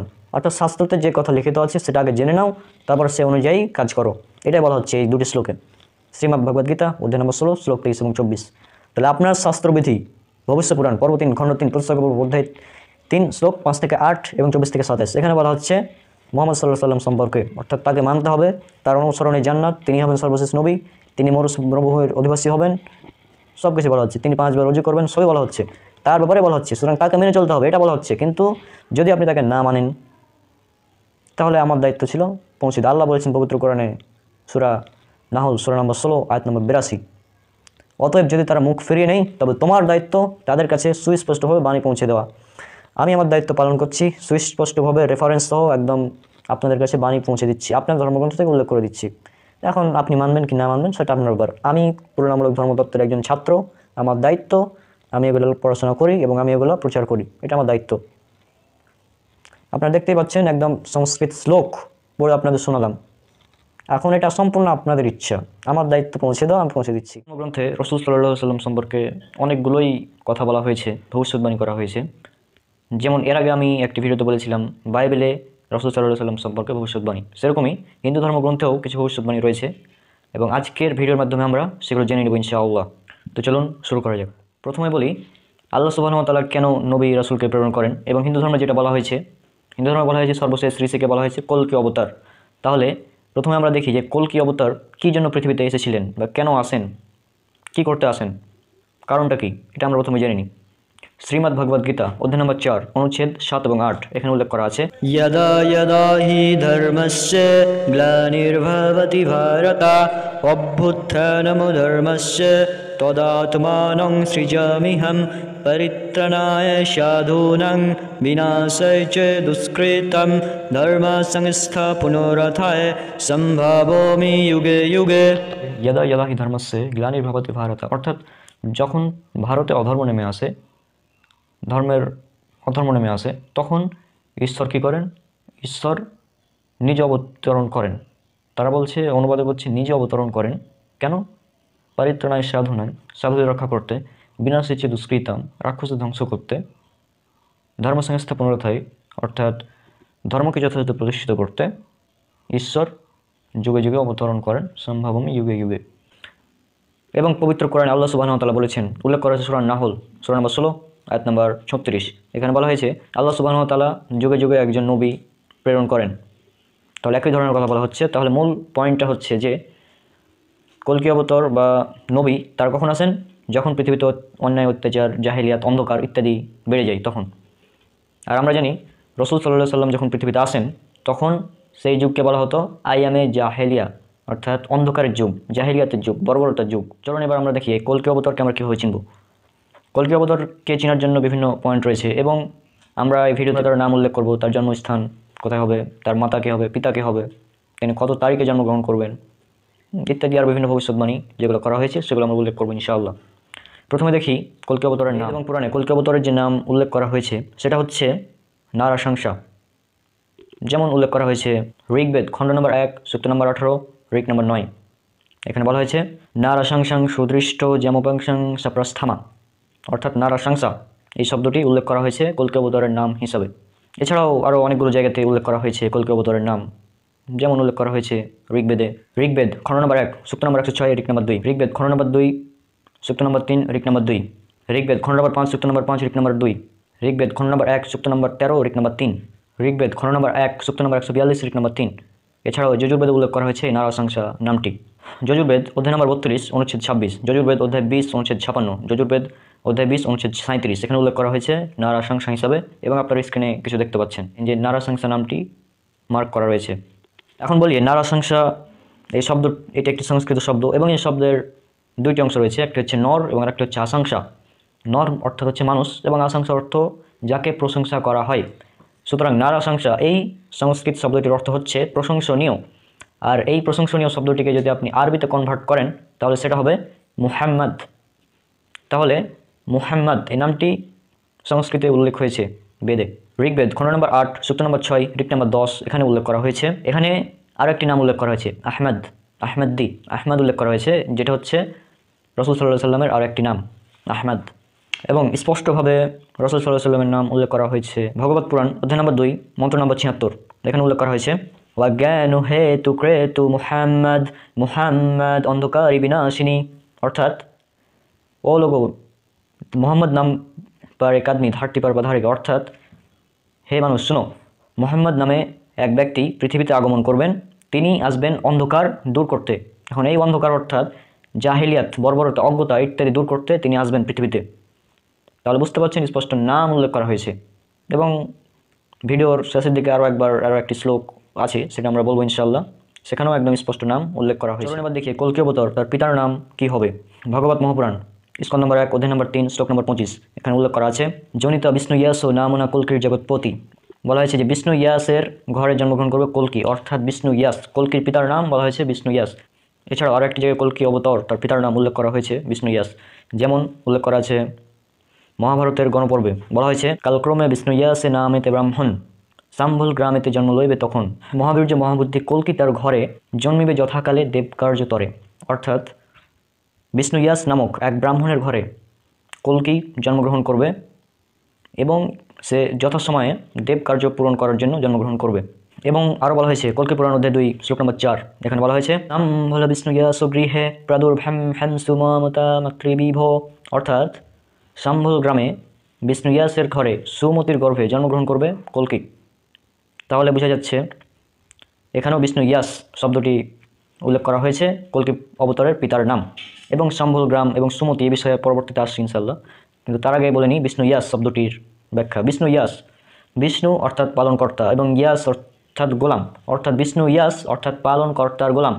এখন পালনকর্তার গোলাম এই শব্দটিকে যদি আরবিতে কনভার্ট করেন তাহলে পাবেন আবদুল্লাহ, অর্থাৎ আল্লাহর গোলাম, পালনকর্তার গোলাম, আল্লাহর গোলাম বা আবদুল্লাহ। তাহলে বুঝতে পারছেন পার্থক্য শুধু এতটুকুই যে এটা সংস্কৃতিতে উল্লেখ করা হয়েছে আর আসল নামটা হবে আরবিতে, এটুকুই পার্থক্য জাস্ট। চলুন এবার আমরা দেখে নিই কল্কি অবতার এর জন্মস্থান এবং মাতার নাম কি হবে। কল্কি অবতারের যে জন্মস্থান উল্লেখ করা হয়েছে সেটা হচ্ছে সম্ভল। যেমন একটু আগে দেখলেন কল্কি পুরাণ অধ্যায় 2 শ্লোক নম্বর 4 সম্ভল বিষ্ণু ইয়াস গৃহে প্রাদুর্ভ্যাম হ্যাম সুমতাং মাতৃবিভ। অর্থাৎ সম্ভল গ্রামে জন্মগ্রহণ করবে কল্কি। এবং আরও একটি জায়গায় উল্লেখ করা হয়েছে সম্ভল গ্রামের কথা, ভগবত মহাপুরাণ স্কন্দ 12 অধ্যায় 2 শ্লোক নম্বর 18 সম্বল গ্রাম্যস্য ব্রাহ্মণস্য মহাত্মা ভবনে বিষ্ণু ইয়াস কল্কির প্রাদুর্ভাবিষ্যতি। অর্থাৎ সম্ভল গ্রামের বিষ্ণু ইয়াস নামক ব্রাহ্মণের ঘরে কল্কি জন্মগ্রহণ করিবে। অর্থাৎ এখানেও কল্কি অবতারের পিতার নাম বলা হয়েছে বিষ্ণু ইয়াস এবং সম্ভল গ্রাম। সম্ভল অর্থাৎ হলো একটি শান্তিময় স্থান, যার আরবি যদি করেন তাহলে হবে বালাদুল আমিন বা দারুল আমান, এবং এই দুটি নামই হচ্ছে মক্কার আরও একটি নাম। তাহলে সম্ভল গ্রাম বলতে বলা হচ্ছে মক্কা শহরকে। এবং কল্কি পুরাণ অধ্যায় 2 শ্লোক নম্বর 4 এর পরের অংশ অর্থাৎ সুমতি মাতৃবিভ, অর্থাৎ সুমতির মাতৃগর্ভে জন্মগ্রহণ করবে কল্কি। সুমতি অর্থাৎ কল্কি অবতারের মাতার নাম বলা হয়েছে সুমতি। সুমতি অর্থাৎ কি? সুমতি শব্দের অর্থ শান্তি, আর শান্তিকে যদি আরবিতে কনভার্ট করেন তাহলে পাবেন আমিনা। আর আমরা জানি মোহাম্মদ সাল্লাল্লাহু আলাইহি সাল্লাম তার মাতার নাম ছিল আমিনা। তাহলে কল্কি অবতারের নাম পেলাম মুহাম্মদ আহমদ, তার পিতার নাম পেলাম আবদুল্লাহ, মাতার নাম পেলাম আমিনা, তার জন্মস্থান পেলাম মক্কা। এবার চলুন দেখি কল্কি অবতার এর জন্ম তারিখ। কল্কি পুরাণ অধ্যায় 2 শ্লোক নম্বর 15 এখানে বলা হয়েছে দ্বাদশাং শুক্লপক্ষস্য মাধবে মাসি মাধব যতদৃশ্য পুত্রং পিতররিষ্ঠ মনুষ। অর্থাৎ মাধব মাসের 12 তারিখ জন্মগ্রহণ করবে। তার মানে কী বলা হচ্ছে? মাধব মাসের 12 তারিখ। আর বিক্রমিক ক্যালেন্ডার অনুযায়ী মাধব মাস বলতে বোঝানো হয় বসন্ত মাসকে। এবং এটাকে যদি আরবিতে কনভার্ট করেন তাহলে পাবেন রবিউল আউয়াল, রবিউল পাবেন, রবিউল। আর শুক্লপক্ষ অর্থাৎ প্রথম অংশ, যার আরবি হচ্ছে আউয়াল। তাহলে মাধবে মাসি মাধব, দ্বাদশাং শুক্লপক্ষস্য মাধবে মাসি মাধব। দ্বাদশাং অর্থাৎ 12 তারিখ, শুক্লপক্ষ অর্থাৎ প্রথম অংশ, এবং মাধবে মাসি মাধব অর্থাৎ মাধব মাসে। তাহলে মাধব মাসের প্রথম অংশের 12 তারিখে জন্মগ্রহণ করবে, অর্থাৎ রবিউল আউয়াল মাসের 12 তারিখে জন্মগ্রহণ করবে। অনেকগুলো মত উল্লেখ হয়েছে, তার মধ্যে একটি মত হচ্ছে রাসূল সাল্লাল্লাহু আলাইহি সাল্লাম তিনি 12 রবিউল আউয়াল জন্মগ্রহণ করেছিলেন। অনেকগুলো মত আছে, তবে এটি একটি মত। তাহলে বুঝতে পারছেন কল্কি অবতার তার জন্ম তারিখ এটা উল্লেখ করা হয়েছে। এবং কল্কি পুরাণ অধ্যায় 2 শ্লোক নম্বর 15 এর পরের অংশ, অর্থাৎ যতদ উদ্দেশ্য পুত্রং পিতরৌরস্য মৌনস, অর্থাৎ তার জন্মের সময় তার মাতা এবং তার দাদা অত্যন্ত আনন্দিত হবেন। তাহলে কি বোঝা যাচ্ছে? তার জন্মের পর তার পিতা কোথায় গেল? পিতা তো আনন্দিত হওয়ার কথা ছিল, কিন্তু এখানে পিতার কথা উল্লেখ নেই। কেন?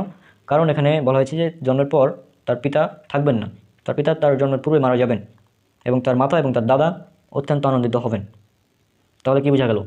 তাহলে বোঝা যাচ্ছে যে কল্কি অবতারের পিতা আব্দুল্লাহ, অর্থাৎ রাসূল সাল্লাল্লাহু আলাইহি সাল্লামের পিতা আব্দুল্লাহ, তিনি তার জন্মের আগেই মৃত্যুবরণ করেছিলেন, যে কারণে বলা হয়েছে তার দাদা আব্দুল মুত্তালিব এবং তার মা আমিনা তারা আনন্দিত হবেন, এবং এটা হয়েছিল। এরপর আর একটি বিষয়, সেটা হচ্ছে কল্কি অবতার তিনি তার বেশি দিন তার মায়ের দুধ পান করবেন না, এবং এটাও রাসূল সাল্লাল্লাহু আলাইহি সাল্লামের সাথে মিলে যায়। যেমন এখানে একটি শ্লোকে উল্লেখ করা হয়েছে, এটা হচ্ছে সামবেদে উল্লেখ করা আছে। সামবেদের মহানামণি আর্চিক অর্থাৎ উত্তর আর্চিকের অধ্যায় 7 শ্লোক নম্বর 63 এখানে উল্লেখ করা হয়েছে, চিত্র ইচ্ছেত্রস্য রণাম্ব বক্ষস্থ নাজুমাতরা বম্বেনি ধাতব, অর্থাৎ শিশুটি হবে খুবই বিচিত্র, তিনি বেশি দিন তার মায়ের দুধ পান করবেন না। আর আমরা জানি রাসূল সাল্লাল্লাহু আলাইহি সাল্লাম তিনি 4 দিন বা 5 দিন এর বেশি তার মায়ের দুধ পান করেননি। এরপরে তাকে পাঠিয়ে দেওয়া হয়েছিল তার দুধমাতা হালিমার কাছে। শ্রীমদ্ ভাগবত মহাপুরাণ স্কন্ধ নম্বর 12 অধ্যায় 2 শ্লোক 19, 20 এবং 21 এখানে কল্কি অবতারের বেশ কিছু বৈশিষ্ট্য পাওয়া যায়, যেগুলোর ম্যাক্সিমাম রাসূল সাল্লাল্লাহু আলাইহি সাল্লামের সাথে মিলে যায়। 19 নম্বর মন্ত্র এখানে উল্লেখ করা হয়েছে, অশ্ব মগরচ্চ দেবদত্তং জগৎপতি অসিনা সাধু দমননষ্ট সহ্য গুণান্বিত, অর্থাৎ তিনি ঘোড়ার পিঠে চড়বেন, অশ্বারোহী হবেন, এবং তিনি তরবারি হাতে যুদ্ধ করবেন।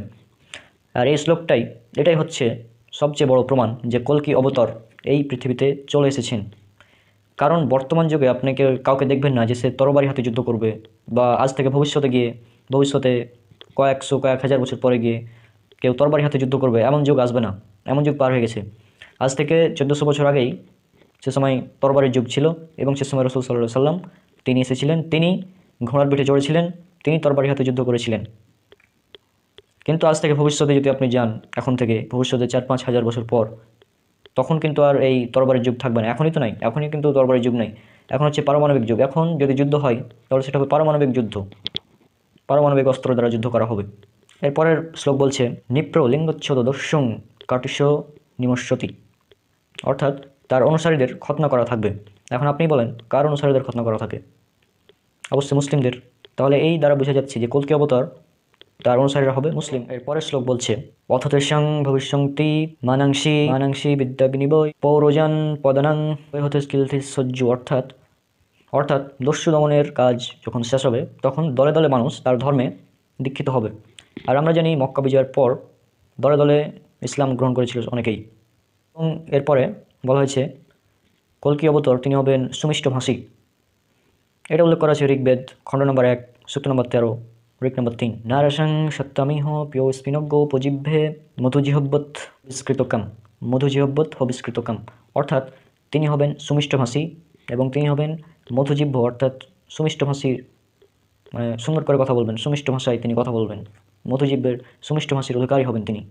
আর আমরা জানি রাসূল সাল্লাল্লাহু আলাইহি সাল্লাম তিনি খুবই সুন্দরভাবে কথা বলতেন, তিনি ছিলেন সুমিষ্টভাষী, তার কণ্ঠ ছিল অত্যন্ত শ্রুতিমধুর। বলা হয়েছে কল্কি অবতার হবেন উজ্জ্বল মুখের অধিকারী। উল্লেখ করা হয়েছে ঋগ্বেদ খণ্ড 2 সূক্ত 3 ঋক নম্বর 2।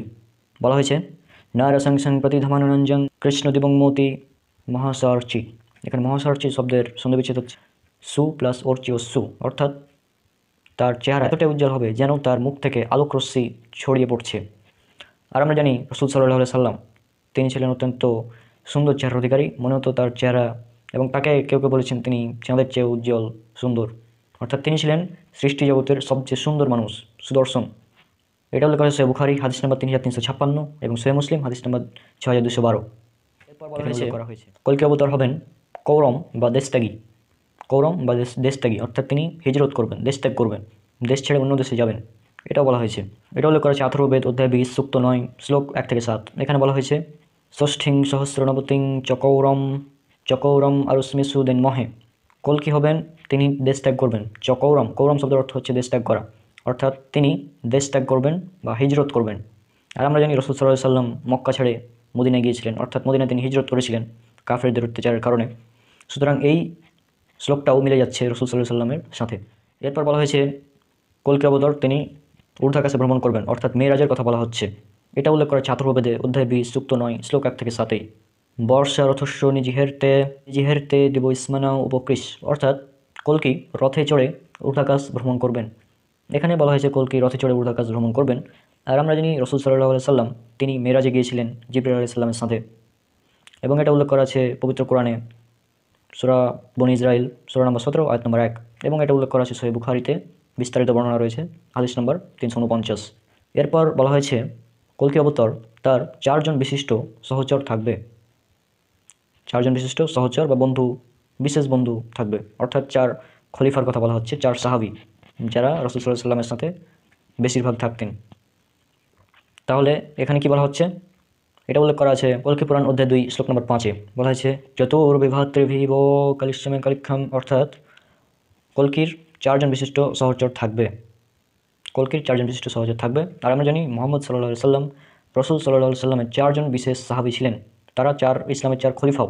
তারা হচ্ছেন আবু বকর রাদিয়াল্লাহু আনহু, উমর রাদিয়াল্লাহু আনহু, উসমান রাদিয়াল্লাহু আনহু এবং আলী রাদিয়াল্লাহু আনহু। এরপর আরেকটি বিষয় উল্লেখ করা আছে কল্কি পুরাণ অধ্যায় 2 মন্ত্র নম্বর 7, যত জং দেবংরত সংসা বতনরত, অর্থাৎ কল্কি যখন পৃথিবীতে আসবে তখন মহান ঈশ্বর তাকে অনেক দেবদূত দিয়ে সাহায্য করবেন যুদ্ধের সময়। আল্লাহ পবিত্র কোরআনে বলছেন সূরা আল ইমরান সূরা নম্বর 3 আয়াত 123, 124, 125 এবং সূরা আনফাল সূরা নম্বর 8 আয়াত 8 এবং 9। এখানে বলা হয়েছে যে বদরের যুদ্ধে আল্লাহ সুবহানাহু ওয়া তাআলা রাসূল সাল্লাল্লাহু আলাইহি সাল্লামকে 3000 বা 5000 ফেরেশতা দিয়ে সাহায্য করেছিলেন।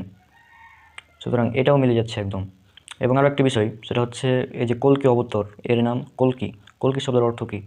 কল্কি শব্দের অর্থ হচ্ছে যোদ্ধা। কল্কি শব্দের অর্থ হচ্ছে যোদ্ধা বা শত্রু বিনাশকারী। একটি হাদিস এটা উল্লেখ করা আছে ইমাম বাঘাভির শারহুস সুন্নাহ হাদিস নম্বর 3036। এখানে বলা হয়েছে রাসূল সাল্লাল্লাহু আলাইহি সাল্লাম বলছেন, আমার অনেকগুলো নাম আছে, মুহাম্মদ, আহমদ, আল মাহি, আল আকিব ইত্যাদি অনেকগুলো নাম। সুতরাং এটাও মিলে যাচ্ছে। তাহলে বুঝতে পারছেন কতগুলো বিষয় একসাথে মিলে যাচ্ছে। এখন এরপরেও কি বলবেন যে কল্কি অবতার মুহাম্মদ সাল্লাল্লাহু আলাইহি সাল্লাম না অন্য কেউ? এবার চলুন সর্বশেষ শ্লোক কল্কি অবতারের ভবিষ্যৎবাণী সম্পর্কে। এবং এই শ্লোকটা যদি আপনি কাউকে অনুবাদ করে শুনিয়ে দেন তাহলে কারো বুঝতে বাকি থাকবে না যে এই কল্কি অবতার মুহাম্মদ সাল্লাল্লাহু আলাইহি সাল্লাম ছাড়া আর অন্য কেউ নয়। শ্লোক এটা উল্লেখ করা হয়েছে ভবিষ্যপুরাণা পর্ব 3 খণ্ড 3 অধ্যায় 3 শ্লোক 5 থেকে 8 এবং 26-27।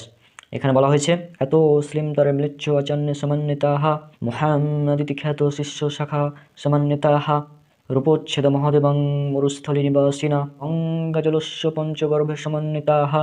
এই শ্লোকে বলা হচ্ছে একজন ম্লেচ্ছ আসবেন, অর্থাৎ একজন বিদেশি মানুষ আসবেন, অর্থাৎ ভারতের বাইরে থেকে।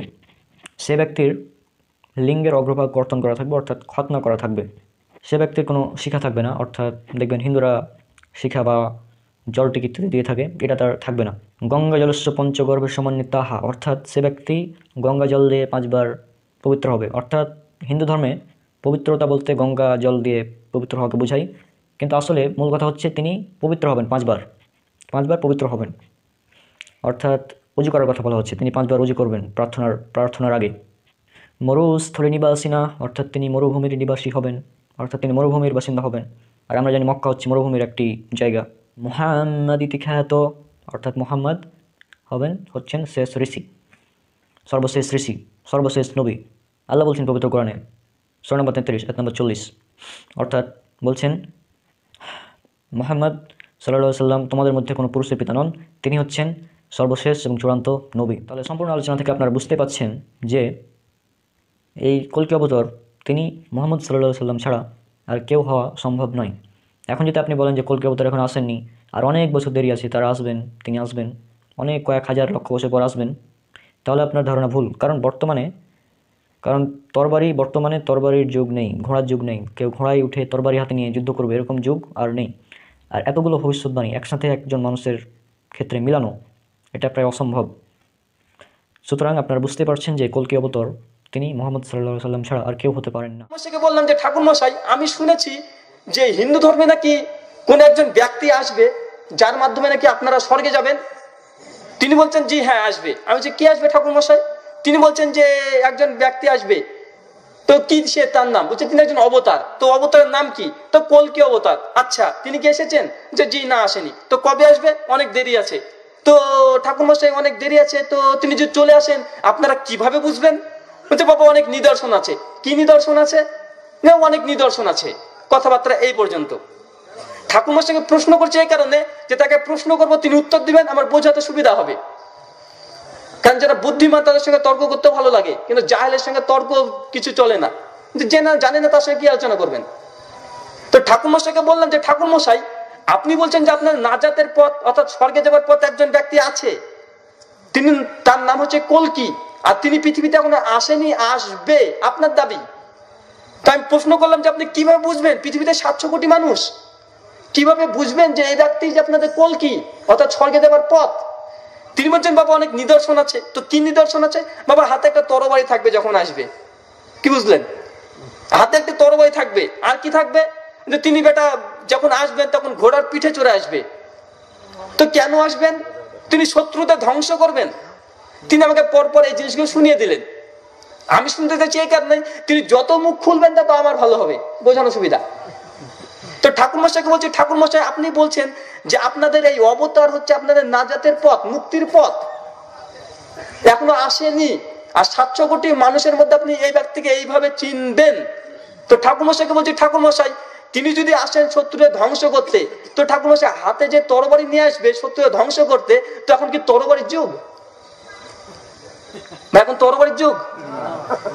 ধরুন এখন যদি চলে আসে কলকি অবতার, যদি চলে আসে হাতে একটা তরবারি নিয়ে শত্রুদের ধ্বংস করতে, দূর থেকে ওই হিরোশিমা নাগাসাকি শহরের কথা জানেন তো, দুটো বোমের কারণে গোটা দেশটাই শেষ। রকেট প্রামচার যদি এখান থেকে 1/2 কিলোমিটার দূর থেকে যে ছাড়া হয়, আপনাদের জায়গাটার নাম কি?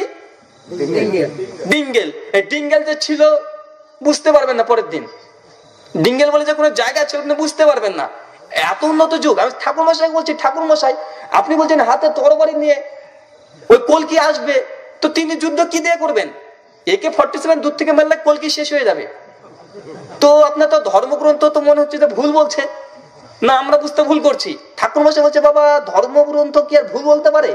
আসলে আমরা মনে বুঝতে ভুল করছি। ঠিক, ধর্মগ্রন্থ ভুল বলে না। আমি ঠাকুর মশাইকে বললাম ঠাকুর মশাই তিনি আসবেন উটের পিঠে চড়ে বা ঘোড়ার পিঠে চড়ে। তো এখন কি ঘোড়ার যুগ? গোটা পৃথিবী মানুষ এখন ভ্রমণ করছে মাত্র 2.5 ঘন্টাতে, মাত্র 2.5 ঘন্টাতে গোটা বিশ্ব ভ্রমণ করছেন। আপনি একটা ঘোড়া নিয়ে আপনি কিভাবে শত্রুরে ধ্বংস করবেন গোটা পৃথিবী জুড়ে? আর যে ঠাকুর মশাই এই শ্লোকটি তো মনে হচ্ছে যে যুগের সঙ্গে সংশ্লিষ্ট নয়, ধর্মগ্রন্থ কি ভুল বলছে না আমরা বুঝতে ভুল করছি? ঠাকুর মশাই আবারও বলছে যে বাবা ধর্মগ্রন্থ তো ভুল বলবে না, আসলে আমরা মনে বুঝতে ভুল করছি। আচ্ছা ঠিক বলছেন। আমি বলছি যে ঠাকুর মশাই যে ভবিষ্যৎবাণী এটাও ঠিক, ধর্মগ্রন্থ যেটা আছে সেটাও ঠিক, আমরা বুঝতে ভুল করছি। আচ্ছা দেখুন তো এখন চলছে 2000 সাল, তাই তো? 2016 বা 17। তো আজ থেকে 1000-1500 বছর পূর্বে চলে যান। ঠাকুর মশাইকে বলছি হিন্দু ভাইদেরকে আমরা এই কথাই বলি যে আপনারা আজ থেকে 1500 বছর পূর্বে চলে যান। তো ভাই সেই সময় ঘোড়ার যুগ ছিল কি ছিল না? উটের যুগ ছিল কি ছিল না? মানুষ তরবারি নিয়ে যুদ্ধ করতো কি করতো না? শত্রু ধ্বংস করতো কি করতো না? রাসূল মুহাম্মদ সাল্লাল্লাহু আলাইহি ওয়াসাল্লাম 25টা জীবনে যুদ্ধ করেছেন কি করেননি? উটের পিঠে চেপেছেন কি চাপেননি? শত্রুদের বিনাশ করেছেন কি করেননি? আজ সবই তো মিলে যাচ্ছে। আপনারা যাদের অপেক্ষায় বসে আছেন, তো এটা তো আগে ভবিষ্যৎবাণী পূরণ হয়ে গেছে অলরেডি 1500 বছর পূর্বে, আমরা এখনো বসে আছি, তার মানে কি? ঠাকুর মশাই তখন বলছে যে বাবা এইভাবে যদি মিলিয়ে দেয় তাহলে তো হবে না। আমি যে ঠাকুর মশাই আপনি কিভাবে মিলাবেন? সম্ভব আর মিলানো? পৃথিবীতে কোনো ঘোড়ার যুগ আসবে, মানুষ যুদ্ধ করবে ঘোড়া দিয়ে, এরকম মনে হয়? কল্পনা করতে পারবেন? মানুষ টেকনোলজি এত উন্নত জায়গায় চলে গেছে, মানুষ যখন কি করবে আপনি ভাবতে পারছেন না, যেটা সেটা মানুষ করিয়ে দেখিয়ে দিচ্ছে। জীবনে ভেবেছিলেন যে এই যে মোবাইল একটা থাকবে, এখানে বসে থাকবেন, এইগুলো দেখবেন, আর আপনি ছবি দেখতে পাবেন, আপনার ছেলে সৌদিতে আছে, ইমো চালিয়ে দিয়েছেন, আপনার ছেলের সঙ্গে কথা বলছেন। ভেবেছিলেন কোনোদিন যে এইভাবে আপনার ছেলেকে ঘরের মধ্যে দেখবেন, ছবি দেবেন, হাত লড়াচ্ছে, কথা বলছে, সবকিছু করছেন? তো মানুষ টেকনোলজি এত উন্নত দিনে দিনে হচ্ছে, কোন ঘোড়ার যুগ আসবে না। আমি ঠাকুর মশাইকে প্রশ্ন করলাম ঠাকুর মশাই হয় আমি যে ব্যাখ্যা করলাম এই ব্যাখ্যাটাকে মেনে নিতে হবে, নচেত এই শ্লোকের কোনো ব্যাখ্যা দেওয়া যাবে না, সম্ভব নয়। ঠাকুর মশাই শুধু ইস করছে, বলছে এটা কি হয়, তিনি তো মানতে চাইবেন না। তাদের কলকে আমি নবী মোহাম্মদ সাল্লাল্লাহু আলাইহি সাল্লামকে বুঝিয়ে দিচ্ছি, উনি কি মানবেন? বাপ দাদা ধর্ম ওরা চলে আসছে দীর্ঘদিন ধরে, আর আমি গিয়ে বলছি আমি একটা ছোট ছেলে, ও মেনে নেবে? তো ঠাকুর মশাইকে বললাম, ঠাকুর মশাই এই কলকি সম্পর্কে কিন্তু আমি বেশ কিছু পড়েছি, যদি আপনি সুযোগ দিতেন আমি বলতাম। তো যে বাবা আচ্ছা ঠিক আছে বলো। আজ কলকি সম্পর্কে প্রথম ভবিষ্যৎবাণী, কলকি কেন আসবে, কখন আসবে। শ্রীমদ্ ভাগবত গীতা অধ্যায় নম্বর 4 শ্লোক নম্বর 7 এবং 8, যেটা ভারতবর্ষের জাতীয় গ্রন্থ হোক বলে মানুষজন দাবি করেছিল।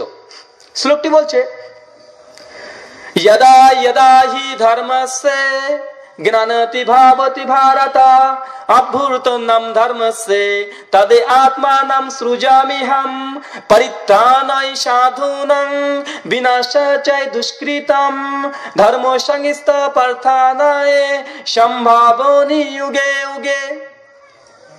বলছে পৃথিবীতে যখন পাপ অন্যায় অত্যাচার বৃদ্ধি পায়, यदा यदा हि धर्मस्य, যখন পৃথিবীতে অন্যায় অত্যাচার বৃদ্ধি পায় সেই সময় পরম স্রষ্টা ঈশ্বর তিনি কি করেন, পরিত্রাণায় সাধুনাং, সাধুদের রক্ষা করতে, বিনাশায় দুষ্কৃতাম, আর রাক্ষসদের ধ্বংস করতে, ধর্ম সংস্থাপনায়, আর ধর্মকে যথাযথ প্রতিষ্ঠিত করতে, সম্ভাবনী যুগে যুগে, ঈশ্বর প্রত্যেক যুগে একজন দূত পাঠায়।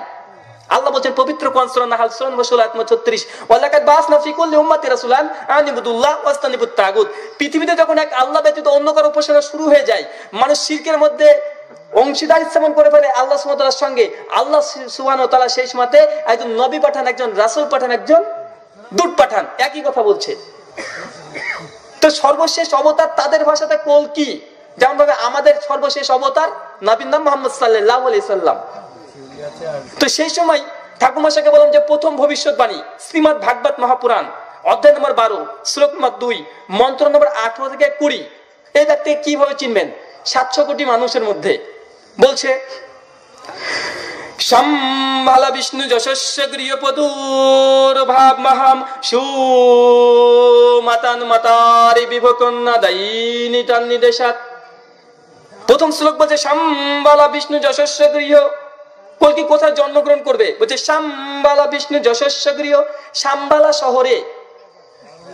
2 বিষ্ণু যশস্য গৃহ, বিষ্ণু যশার গৃহে, সুমাতান মাতারি বিভ, সুমতির গর্ভে। 3টে জিনিস পাওয়া যাচ্ছে। কলকির প্রথম জন্মস্থান শাম্বালা। ঠাকুরমশাইকে বললাম যে ঠাকুরমশাই কলকি তো পাওয়া যাবে, বলছে যে শাম্বালা শহরে জন্মগ্রহণ করবে। আচ্ছা শাম্বালা শহরটি কোথায়?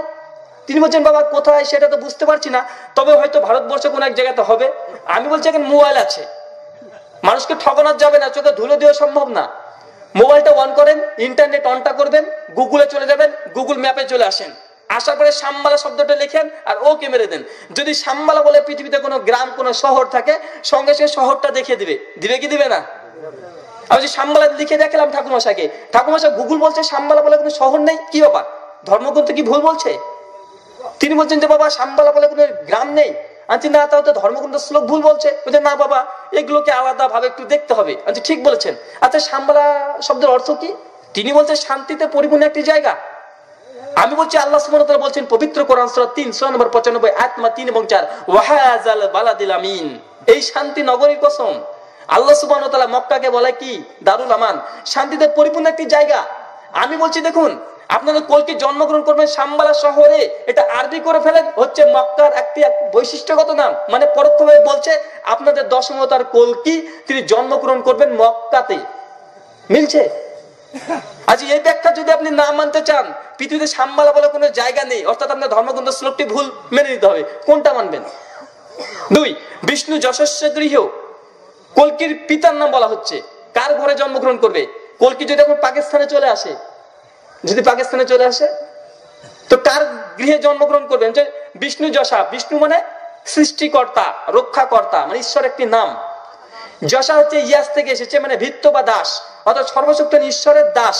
আমি বলছি আমাদের নবী মুহাম্মদ সাল্লাল্লাহু আলাইহি সাল্লাম পিতার নাম হচ্ছে আব্দুল্লাহ, আব মানে গোলাম, আব্দুল্লাহ আল্লাহর গোলাম।